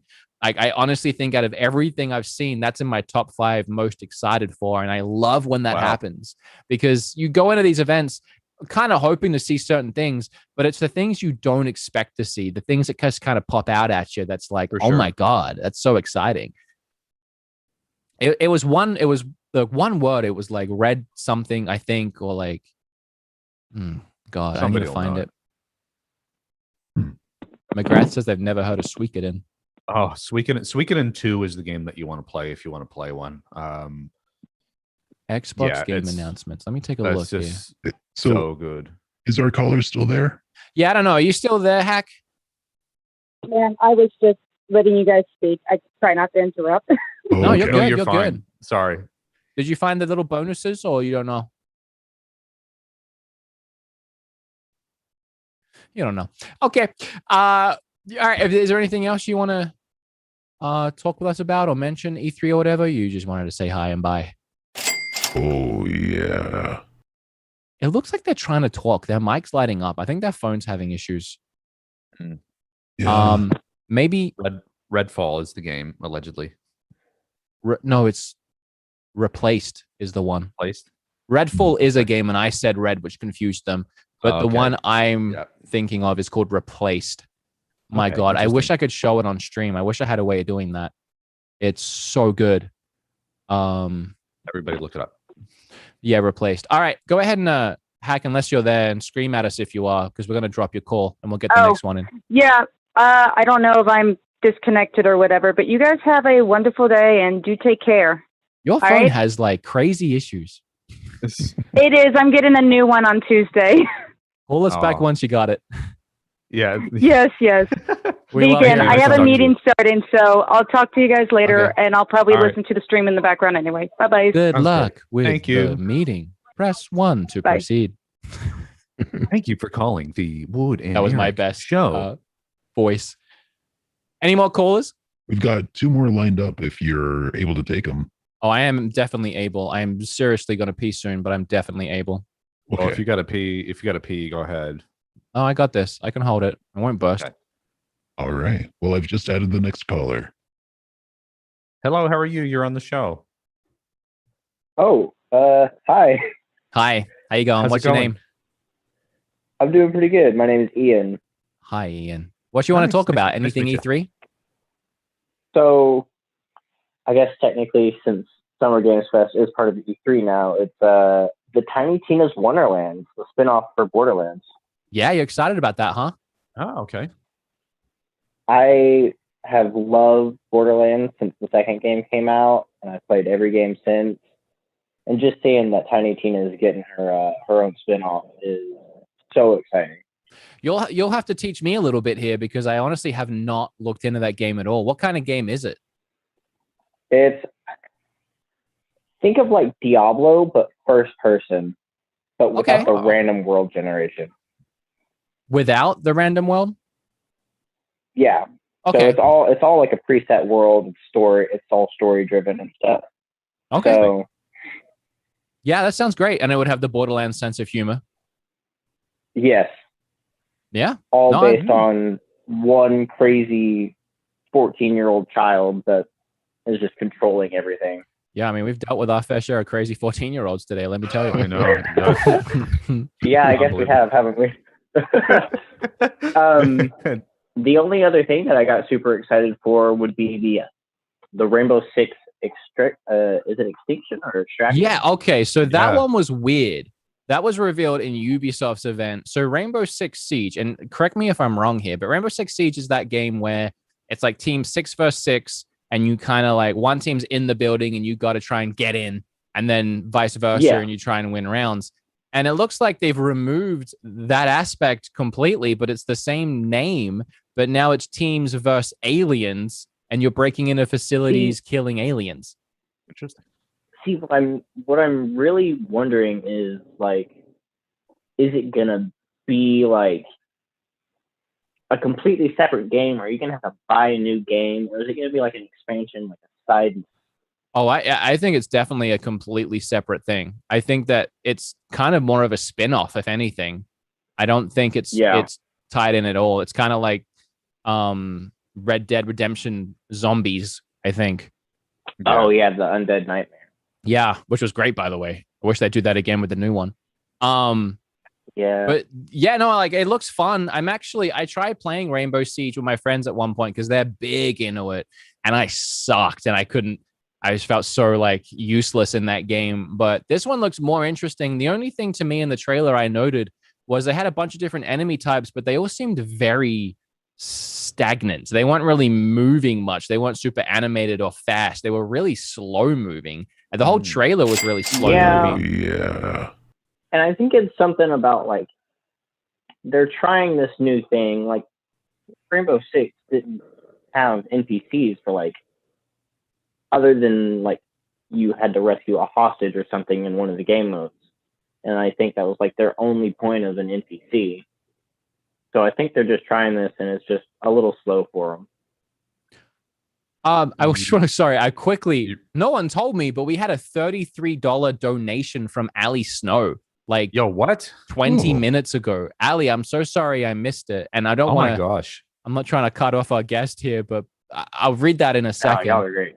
I'll read that in a second. I won't do it now, but yeah, no, that's weird because not weird. I love it. I love the two games you've brought in because, everyone's different. Everyone loves different things. It's excited for different things. I'm a weirdo that gets excited for the little 2D sprite ones, and I get as excited for those as I do like the really big releases. And I think some people think I'm like wired wrong, and they're like, how do you, it's like, it in a weird way, it's like when my friend that I used to work with told me that I was weird for liking black and white movies because we have color now. I'm like, what? That's not really how it works. And just because we have AAA games doesn't mean I can't enjoy an indie game. And it's a similar thing, just like, liking different things, I guess. So you've actually brought in two games that, and this is just how games work. I'm not interested in. Like I like Borderlands, but I don't think I've ever actually finished one. So I'm not super invested in Tiny Tina, and I'm not good at Rainbow Six, and the new one looks a little slow paced. But I love that you can get excited for them, because gamers come in all kinds of different shapes and colors. And this is why I actually love having people call in too, because we get to talk about games that I might have skipped over. Yeah, I completely agree with that. And actually, a lot of people in the chat while I was watching that Rainbow Six Siege were hyped for that too. They were like, I'm a fan of the game and this is going to be awesome. So a game like that would go way over my head, so that's pretty freaking exciting. Did you watch any, like, this is pre E3, but did you watch any of, like, the Dragon Quest anniversary stuff? I did. I watched that whole event. I watched it, and I'm really excited for Dragon Quest 12, although they didn't really show off anything. Yeah. I'm excited for Dragon Quest 3, the remake. That's going to be really exciting, and I think it's going to make the series, like, chronologically, the first game in the series more accessible, and kind of maybe get everybody back on the Dragon Quest train after Dragon Quest 11 was a massive success. But otherwise, I mean, there some things were give or take. I mean, it was a lot of Dragon Quest 10, which is online and Japan only. Yeah. So I kind of came away from that, whatever that live, thinking, it was fine, but like, I want more. So that's why I get excited over this, like, Suikoden kind of stuff. Yeah, I get like they released that new Dragon Quest Builders, like, what was that, 2 years ago, and like since then is like hasn't really been anything. Yeah, I streamed that DQ event. And the other thing I'm really excited about, going to Japan, because I don't know if we've talked about it, but they have a Dragon Quest theme park thing now. Have you seen that? Sure do. My God, it looks so cool. I didn't see that. So have you seen the Super Mario World one? Yeah, I have. You know how it works with, like, you get like a little bracelet or something and you tap it on things to interact? Yeah. So it's the same thing with Dragon Quest. It's like this big castle thing you go into, then there's a huge field, you get a bracelet, and then when you tap it to the first thing, you get to make a character and name it, and then you go around the Dragon Quest place that they've built, and you can, like, tap it on things and collect items for quests and, like, hand them off to villagers. You can battle, and you can, like, level up on, like, certain stations that are for battling. Like, I can't wait for that. So cool. That's gonna be so exciting. I can't wait for them to do the Super Mario World in the US, and I know that's going to take several years before get that open, but I can't wait to go to Japan and go to the Mario one. And I think it's sad they were open for a month and then had to close down again because of COVID. I think they're still closed. I didn't mean to laugh about that, but like, that's pretty sad. I get it. Everybody was so excited about it, and then they were like, it's sad. 1 month. It's sad, is there Disney open right now? I think Tokyo Disney? I don't think in Japan it is. Because here's a weird little offshoot story that I'm probably going to get wrong. But when we were in Japan, we went to Disney, and a lot of the people that we were with, or people that we talked to, that told us this story about how when that really big tsunami hit Japan a long time ago, right? And destroyed most of Japan. The Disneyland closed down, and it was the first time it ever closed down. And then they started to rebuild and they get things back on track. But people were really, like, depressed, obviously, after what happened, and they felt like it was still going, like, weeks and weeks and months and months. And it said that a lot of people found solace in when Disney finally reopened, because it was like this landmark that things felt like they were back on, like we got through it. Like, it was a moment of, like, victory and pride. Like, they all got through that together, and we are back on track. And it was just one of them things for them. And it's completely understandable, of course. And so whenever I hear that Tokyo Disney is down, I'm like, oh man, because it's just that place that so many of them find happiness in. I mean, it's a place everyone finds happiness in, right? Yeah. But probably shouldn't be open. I don't think that Oz should be open either. Yeah. But anyway, thanks for calling in. Appreciate you. That was awesome. Yeah. Thanks for the chat. Yeah, thank you. Of course. Thank you. Y'all have a wonderful night. You too. Thanks, you too. Thanks for calling in. I think it's really exciting, as you said, seeing all these people get excited over different things. Yeah. I mean, for me, like, there's so many things that I could care less about, but it's great that everybody gets excited over it. Me, personally, like, I love all the retro theme stuff, of course. So that's why I'm most hyped for Nintendo. because Nintendo's going to have most of the stuff that I think I care about this year. I'm actually like, I'm wired perfectly where I like most games. Like, I don't know if you've noticed, but I think that's why I have found moderate channel success, because I play everything and I talk about everything. And even if I don't like something, I'll play it to talk about it. And I can actually stay pretty unbiased because I at least have the experience of knowing if it's good next to other games like that kind, even if I don't like the games at all. It's good, yeah. But I do actually like most games and most genres. So E3 for me is literally just like going to Golden Corral and gorging myself on endless plates. Like there's barely anything there I don't like. I miss Golden Corral. I know. The one near me closed down because of COVID. It's like they literally like bombed it, like it's gone. Unbelievable. Ali Snow, thank you so much for that. You realize what Ali Snow did, right? $33.30. Mm-hmm. You realize what's happening there. I know. Ali said, absolutely love the show and have every confidence it'll keep going and growing. The openness and the dad jokes are simply the best combo. Keep it up, you three. I need more things to listen to while I craft. Ali, you're the best. Thank you so much. And you know what? We should have nominated her for best DIY. Oh, next year. Yeah. The 2022 Bs. Because they're happening. Yeah. Thank you for your support. I want to read the rest of the donations we've missed out on, but producer, were you about to say something, or do we have someone else on the line? Oh, yeah. I mean, honestly, we've been getting tons and tons of people continuing to try to get in. Oh, wow. Okay. I mean, how many more calls do you guys want to take? I'm here for as long as we need to. After this, I'm done for like, I don't think there's any. Is there any more E3 events tomorrow? I don't think there's any worth streaming or talking about. Noteworthy. Okay. So yeah, so I think tomorrow is my day off. So as long as you two are okay. I mean, I don't have a kid and I don't teach karate at night, so I have nowhere to be. Let me really quickly do all these donations, and then I'm gonna pee, and then you can bring in a guest if you want, and then you guys can decide how long we want to go for. Okay. Sounds good. Let me catch up real quick. So Jackson with $1 said they don't have the money for 333, so here it is. Fried Biscuits with $1, and then Matthew Hammond with 333. And they said, did you see Hunt the Night? It looks like a Link to the Past with massive amounts of violence. I'll Google that when I get back from peeing. Okay. Producer and Eric, take the helm, Daddy. Oh, yeah, we will. Got it. Please don't call me down. Producer, I know you said you haven't really been that jazzed about anything in E3, or you haven't really watched anything in E3.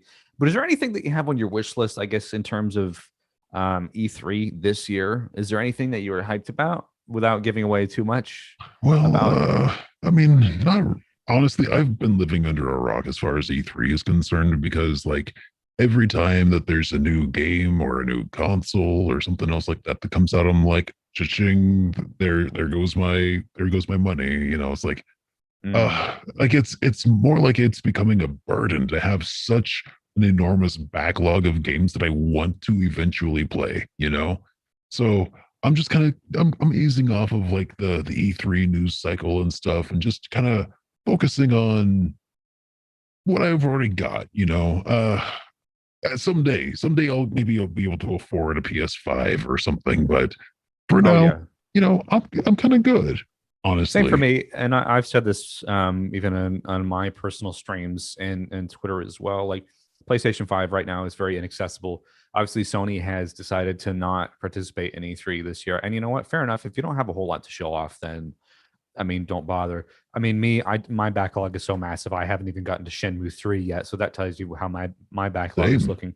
But I mean, right now I'm just playing through Mother 3, the version 1.3, the fan patch, which is really exciting. I'm up to chapter 7, so I mean that's a fantastic game, and my time is so limited with games anyway. Aside from like just streaming specific things, that's really my only time to enjoy. I do genuinely really enjoy the hype of E3 this year. I haven't really felt that hyped, and I feel like there hasn't really been a whole lot of hype or build up around it. Maybe I'm just reading the room wrong. I know a lot of development and stuff has been shifted. Yeah. You know, a lot of developers are probably struggling with the whole remote working, whatever. But I mean, they're making it work. But then again, as we've said before, Nintendo's really going to be the one that's gonna win the show. I hope, because the Xbox one, like Wood said, was jam packed allegedly. Yeah, it's so good. Got people wanting to buy Xboxes. Yeah. That's the crazy thing. It has got people wanting to buy Xboxes. Like I watched that event and I was like, I'm so glad I have an Xbox. There you go. What did we decide while I was gone? What did we talk about?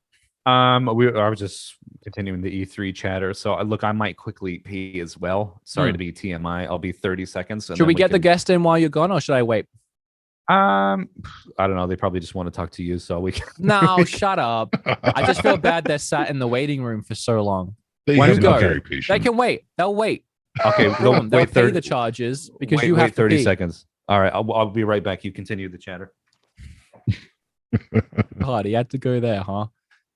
When he comes back, I want everyone in chat to say daddy. How you going, producer?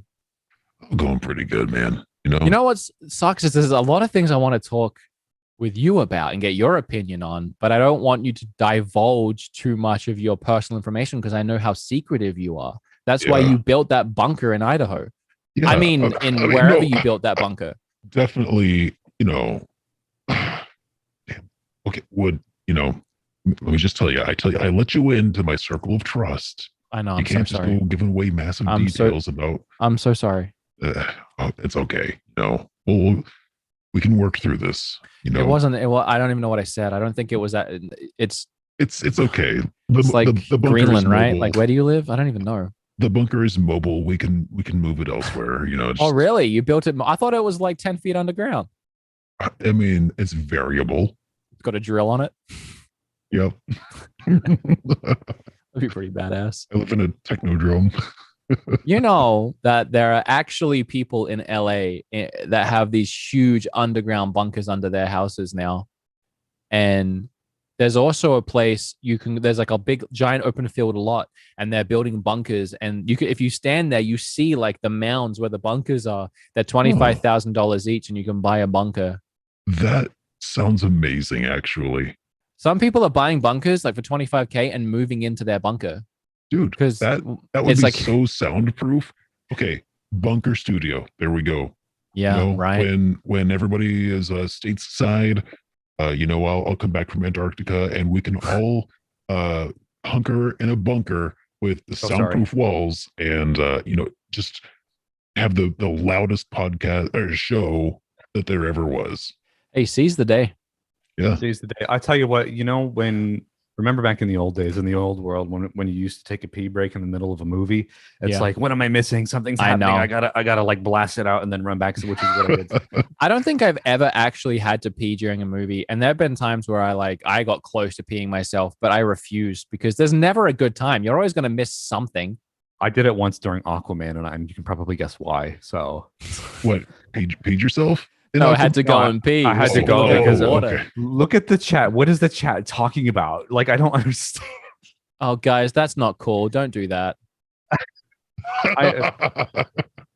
What have I done? Surely, okay. This is. Where did that come from? What have I done? Guys, Whatever. Come on now. Let's show some respect. Jesus. Yeah, it is a dog world out there. Anyway, fist bumps only. Fist bumps only. Why don't we bring the caller in? What was show some respect from? That's another one of our things that we say. I know where that was from. I'll tell you. I know where that was from. That's not a story for air. That is not a story for air at all. I really had to think about it. That's been a while. I said that to you the other day, and you didn't pick up on it.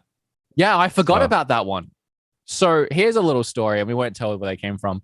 Fist bumps only is our main one that we latched onto that somebody said, but we actually have a couple others that people have said either to us or in passing that we latched onto. Dog eat dog was one, and then fist bumps. No, sorry. Show some respect was the other one. Someone said that one was said specifically to me, and we love that one. It is. We don't want to be blunt, but it is what it is. So whatever. We don't want to be blunt. No, we definitely don't want to be blunt. So shall I bring in our next caller? Yes, please. I've been waiting a long time. She has. All right. They're in the party now. So sorry to keep you waiting. Welcome to the show. I don't know yet. You have to say that again in a second. Oh, I mean, they should be here. Oh, they are.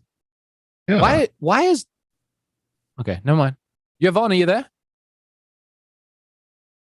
Uh-oh. Maybe she dropped off. I don't... She was waiting so long, she got bored. Probably had to go pee herself. Yeah. She... Do we have a way of throwing her back in the waiting room and then bringing someone else in?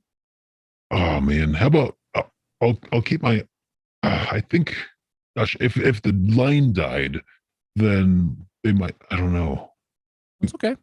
We can probably just end the call, and I'll keep an eye out for when she calls again. Yvonne, if you're listening, something's wrong with your call. Just go ahead and call back. We're just gonna hang this up because we can't hear you.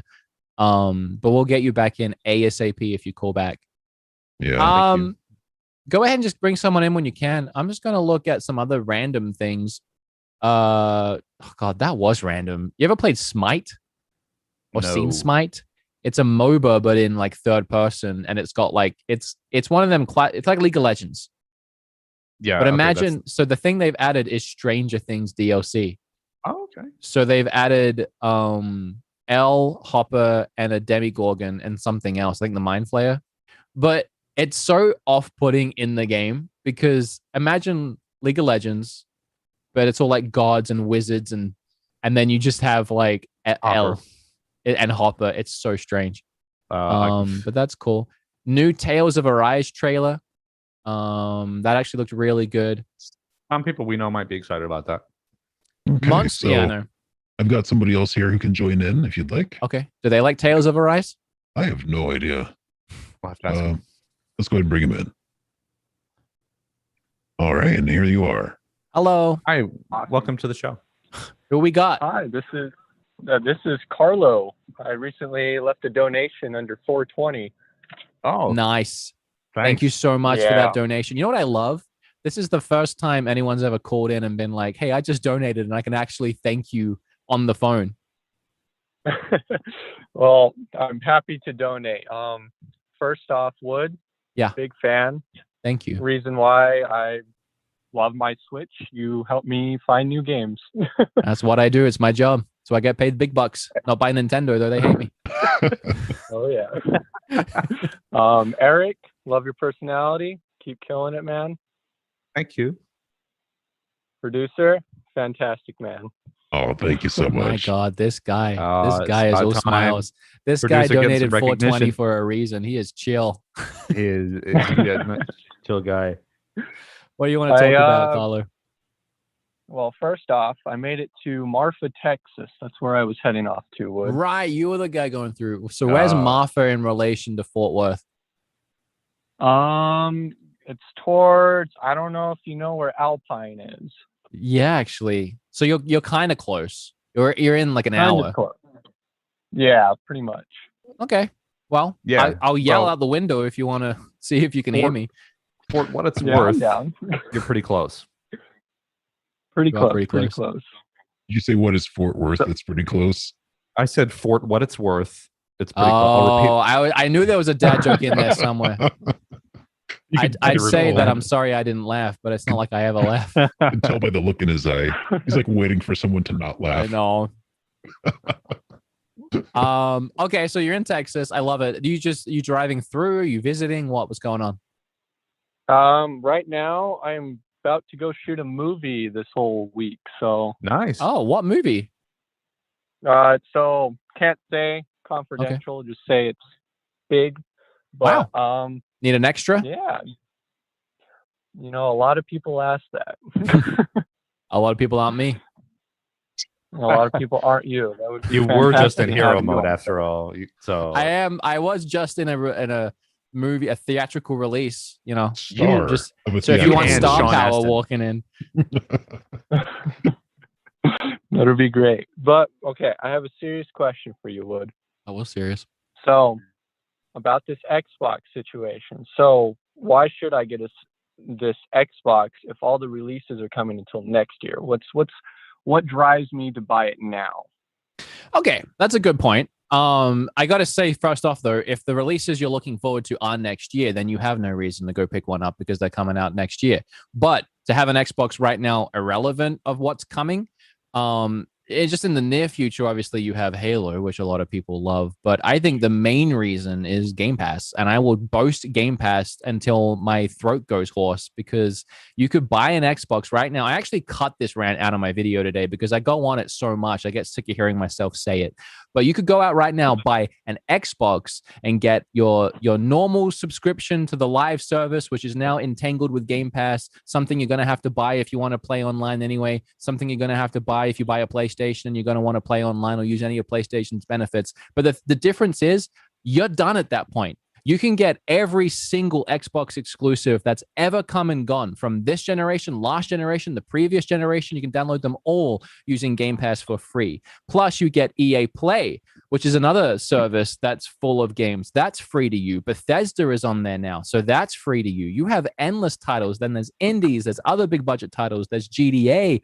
You literally have an endless library of video games by just buying the console and subscribing to the live service. None of this $70 stuff that we're getting now with the releases. And you can buy the games if you want to. But for me, that is the biggest reason to own an Xbox in general. Like, if you don't even so much mind the PlayStation exclusives, you're not looking forward to Ratchet and Clank or Horizon, then the answer is obvious which one you pick between the two of them, the one that gives you all the stuff.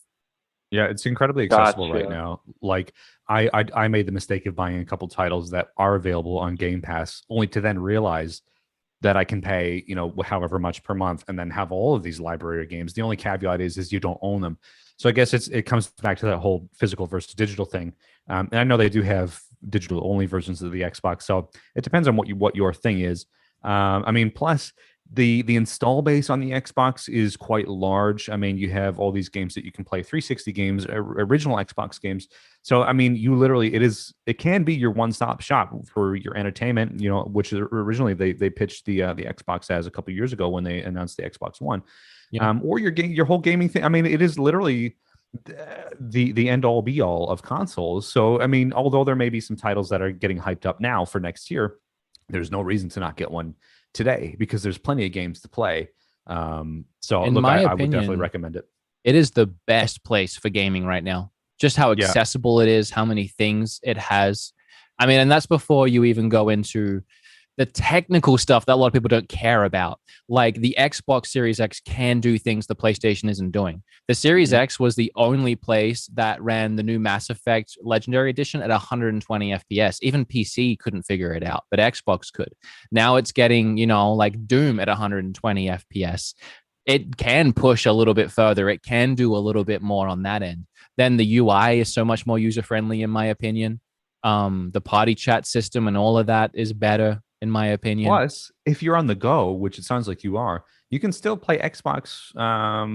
But correct me if I'm wrong. Like I've played Xbox One on my phone by hooking up a Bluetooth controller. It's kind of dodgy, but you can. It is dodgy. So like you do have the ability to play on the go. xCloud though will solve that. So they're coming out with xCloud at some point, which is essentially Google Stadia that's going to actually work, and you're going to have access to Game Pass on it.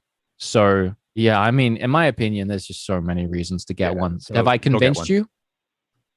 You've convinced me tenfold. I might buy 4 of them now. Okay, great. Well, that's going to be fourfold. But good points. I might have to figure out if I can buy one on the black market somehow, because I don't think it's going to come to my local store. So, well, here's the thing. You're in Texas right now, right? Yes. I don't know what the budget you have on hand is, but on the 15th and 16th, they're going to have consoles. They're going to have a lot of them in stock. And they have crazy trade-in values right now. Something like $200 and something for a Switch Lite will get you towards, it was like $225 for a Switch Lite. Wow. That's what you'll get for, I think you have to double check that actually. I might be wrong. That might've been the regular Switch.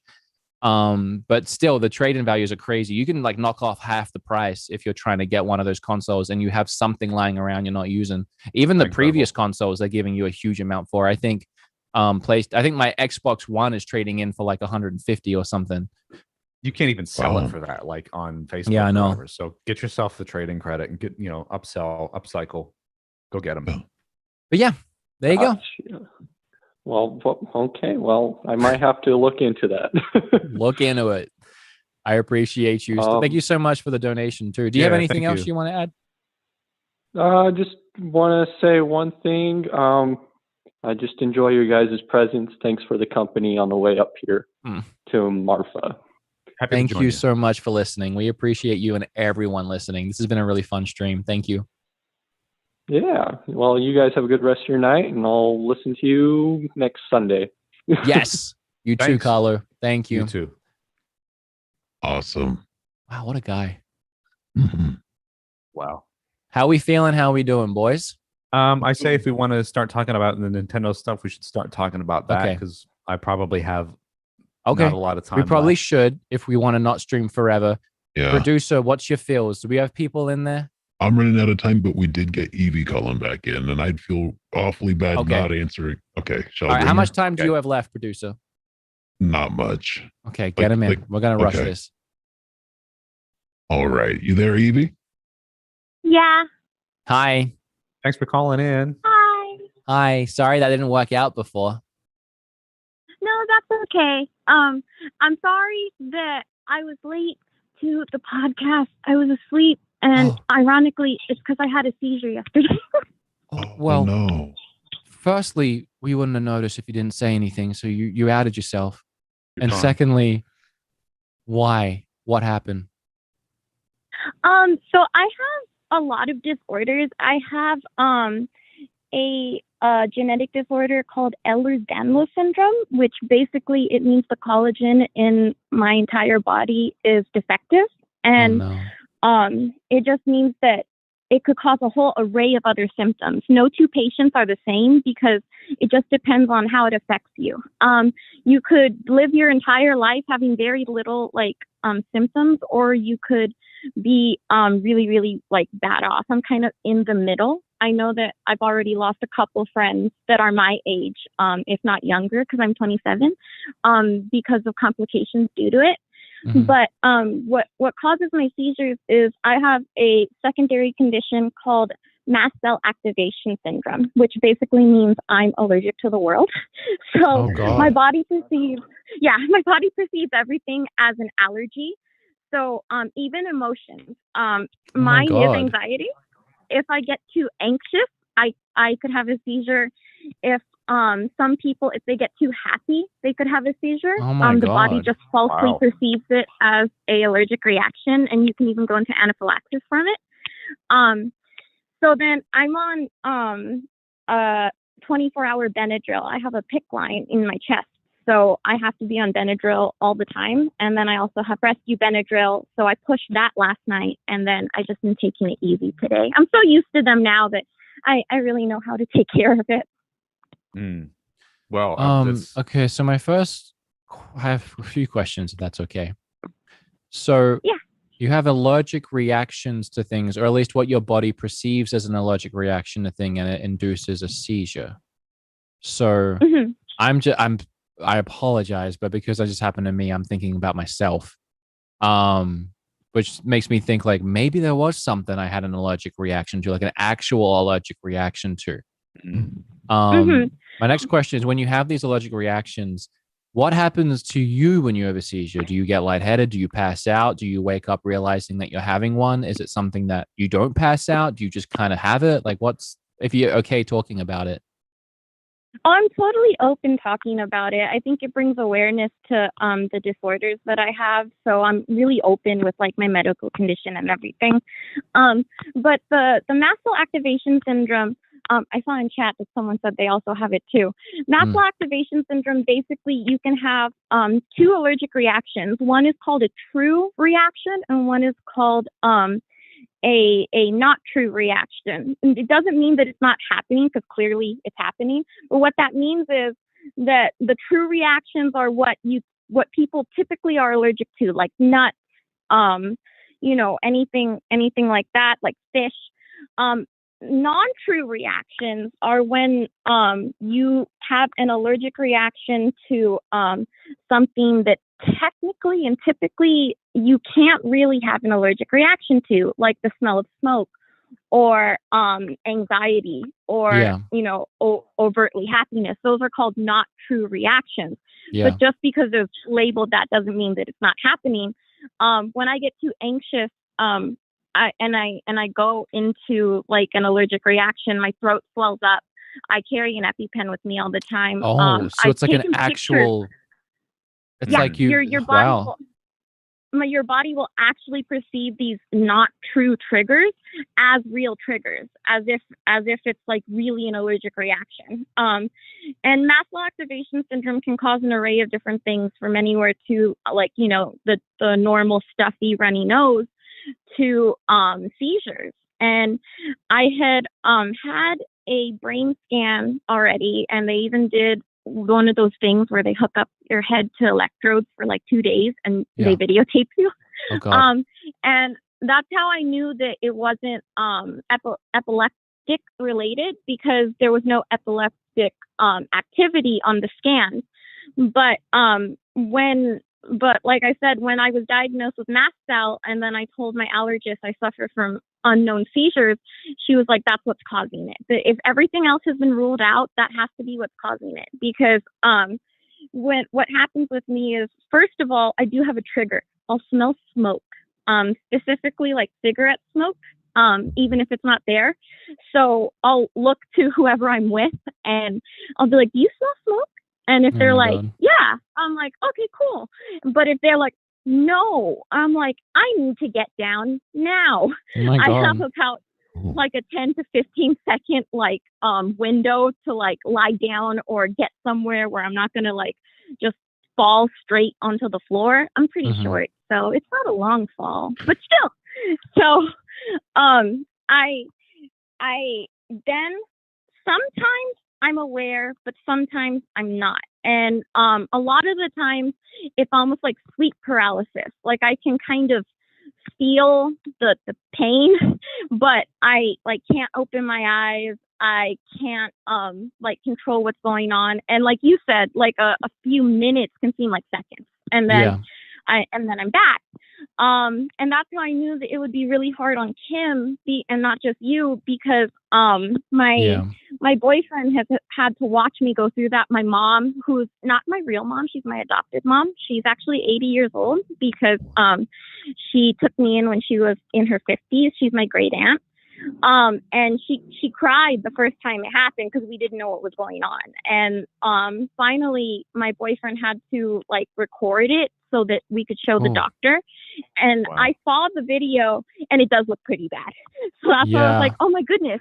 And once I realized that, I kept apologizing to my boyfriend, to my mom, and I was like, I'm so sorry that I scare you and I put you through that. And they're like, no, it's not your fault. We're scared because we love you. And I'm all like, I'm so sorry though, because it's something that I did, whether it was intentional or not, that made you feel not good.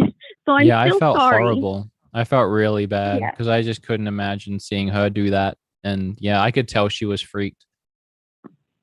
Yeah, so that's why I sent love to Kim too, because I know that from hearing it from others that it scares them. And but no, it can last anywhere from like a minute to about 6 minutes for me. And it's full body. What looks like, I think it's called clonic seizures.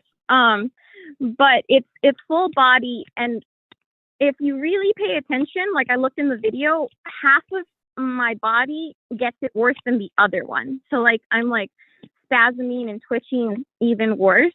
And usually they just have to like support my head best that they can and wait for it to pass. And then now that we know it's due to my allergic reactions, my mast cell, we push emergency Benadryl, and that will prevent more from coming later, because I just know that I feel pain. And sometimes I can hear people talking to me, almost like a dream-like state, and like it's far away, but I can't really like comprehend what's being said. I just kind of can hear something. And then when I come out, I'm like, hi. And then I'm like, I heard. Yeah, that was something that I didn't actually mention, is when I came to, I was completely aware and comprehensive of what happened. Like I felt nauseous and I was spinning, but I literally looked at the doctors and I was like, I passed out and I had a seizure. I'm okay. Yeah, I get nauseated also, but I suffer from chronic nausea, so that's nothing new for me. And then I also get that's the other like sign if I'm smelling smoke and I get really, really dizzy. Then I'm like, okay, let's like sit down or lay down. Yeah, I right got now, super dizzy. It felt like I was losing control of my body, like I was a guest in my own head when I was saying the words to Kim that I think I'm having an anxiety attack. I just felt like my soul was being ripped out of my body, and the next thing I knew, I was asleep. Yeah, for me, it kind of just feels like have you ever fallen asleep accidentally sometimes, but like a lot of time has passed, but it seems like you were not really asleep. You don't feel like you slept. And that's exactly you're like, what happened. I only closed my eyes for 5 minutes. And then it's like, oh, 2 hours later. Like that kind of state, that kind of feeling, that's what it feels like to me, where I'm kind of like, it almost feels like sleeping, but it also doesn't feel like sleeping because I'm kind of there and everything just feels kind of far away. Well, I just gotta say, like the stuff that you go through on a normal day is like something I personally couldn't comprehend. Yeah. So I mean, honestly, props to you for dealing with it as your normal, because like just the thought of me having to do what you do on any given day is just I don't know. I couldn't comprehend it. So you're incredibly obviously brave for coming on the phone and talking about all that in great detail as well, not being shy. And you sound super upbeat and nice and friendly and like bubbly, and it kind of makes it worse. I know. That's why everyone calls me. All my friends call me Evie because they say that since my name is Yvonne, and then like some people used to call me Eve. Then when I like met my latest group of friends and they found out that I love the Pokemon Eevee and that I love Pokemon in general, they were like, "That's it, your nickname is Eevee." Because I like to give everyone else nicknames, and they were like, "You're Eevee because you act exactly like Eevee." You do. That's a great nickname. Eevee's my favorite too. Yes, to what Eric said. I mean, Eric can't imagine, and I can't either. But it's in a weird way, I can, and it sounds awful because the 2 times I've been through it were not good. It's not fun at all. Like, I'm joking about it because what else can I do? But your whole day disappears out of nowhere. You collapse, you fall down, your body gets exhausted from the action, and then you're just nauseous and like destroyed for a day. And like that aside, like being sick aside, the actual act of it happening is so terrifying and so out of place and so like discombobulating. To have that be a constant threat, like for me, it's happened twice, 3 years apart. But to have it be a constant threat of like, I smell smoke. Is this real? Is this not real? Good Lord, I can't imagine. Really. And it's weird because this is something I've never even thought about. I never even realized people were dealing with this. I never realized it was a thing. I never thought, I mean, you hear about epilepsy, right? But you don't really, I don't know anyone with it. And I just never really thought about it. But thinking about it now, like if people actually have to deal with what I went through on a regular basis, I can't imagine the strength you must have. It's just insurmountable, honestly. So we both really appreciate you coming on and talking about that. And I think it's good and relatable as well for Wood just having had that kind of an episode. It just kind of tells me too, like, dude, you got to go see someone. Don't put it off. And I will. I absolutely will. But if there's any doubt in my mind, like, I don't want this to be a thing where like I have some kind of trigger, real or not, and maybe it's to do with needles. Like, I just need to go and figure it out. Yeah, absolutely. Thank you so much. Like, you're welcome. And if because they're gonna go and want like an MRI first and stuff like that, and if all that comes back like fine, like it could totally be like an allergic reaction. Because like I said, I have what's called not true allergic reactions, but my body does react as if this is really happening. I go into anaphylaxis, my throat closes up, I can't breathe, my face gets like blotchy and with red spots. And that I had gotten so bad one time before I was on all my medications now that that would happen out of nowhere. Like no trigger, no nothing. Like my body just was like, okay, you've had it today, let's do it. So then I would be watching TV with my mom, like, and even wearing a mask, like, because I have a VOG mask, and even before COVID, I was wearing that a lot. I carry it with me. because I'm sensitive to so many things, then even if I sat there wearing my mask, watching TV, not getting too excited, just having a good day, and be like, here, you want anaphylaxis? And I'm like, not really, but okay. And finally, I started seeing someone who actually knew what was going on in LA, who specializes in it. And little by little, we've added pills. We've added finally the Benadryl, where I'm on 24/7, and then we're starting a new treatment where I get a shot once a week called Xolair. And little by little, all these things are helping. And that's probably why my seizure last night wasn't that bad, because I also started a new pill called, I forget what it's called, but it's a leukemia pill. It's actually used to treat cancer. And even though I don't have that, it still can be used to treat mast cell. Gleevec, it's called Gleevec. And everything we've been adding up, I'm on like 2 different pumps a day. So I carry a little backpack around with me, and I have like about 13 different medications I have to take pill wise. I have inhalants I have to take daily. And I also sometimes they're contemplating doing a feeding tube because I haven't been eating well. So then I'm just kind of used to everything. And I kind of forget sometimes how much I have to go through, and it's just like normal for me. So then I'm like, yeah, that's my life and I'm okay. And that's why I love watching your videos and listening to Eric's music, because it helps me like cope through everything, and like it helps me like get through things a lot. Well, look, we're obviously glad to be here and give you company through things like that. And that's the thing, as content creators, we don't really realize how people consume our content. For example, somebody, you would, in case in point, you watching Bob Ross to cool you down from an episode like that. So that's the thing. So we very much appreciate you being able to enjoy us in times of stress or distress. But not only just you, but everybody else. So we very much appreciate you coming on. And your here paper telling your story. hearts. Yes, she is. Yes, I'm so dumb. I just put 2 and 2 together. She was the voicemail from earlier in the show.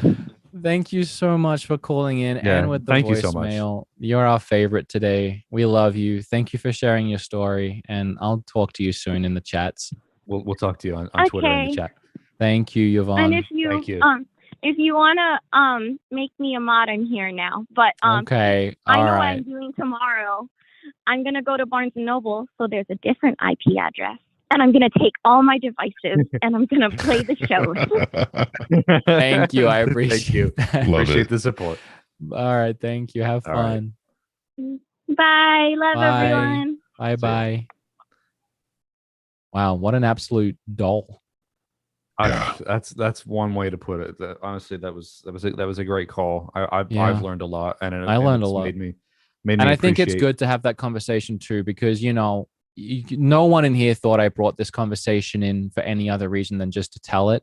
But it's nice to have someone that's actually suffering with this stuff on a consistent basis share their story and spread awareness to it. I think that's a great, I would say, cap, because as much as I would love to dive in the E3 and Nintendo right now and continue that conversation, we've been live way longer than we usually do. I've been on here for 4 hours, and my son has been screaming the house down. You got to go be a dad. Producer.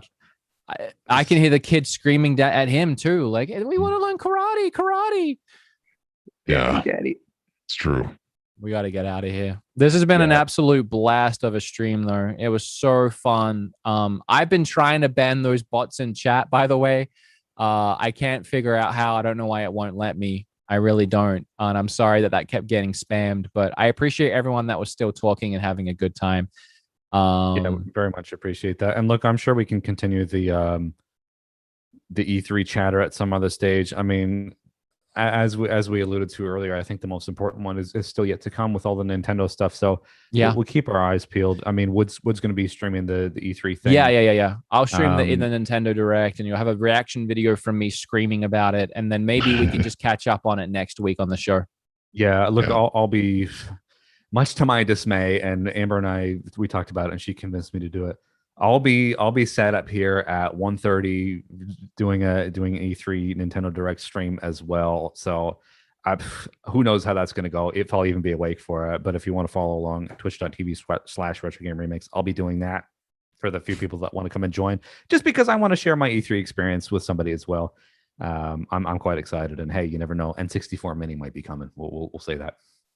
I just want to say at the end here that apparently Xbox replied to my video on Twitter. Oh, really? Yeah, the actual Xbox account.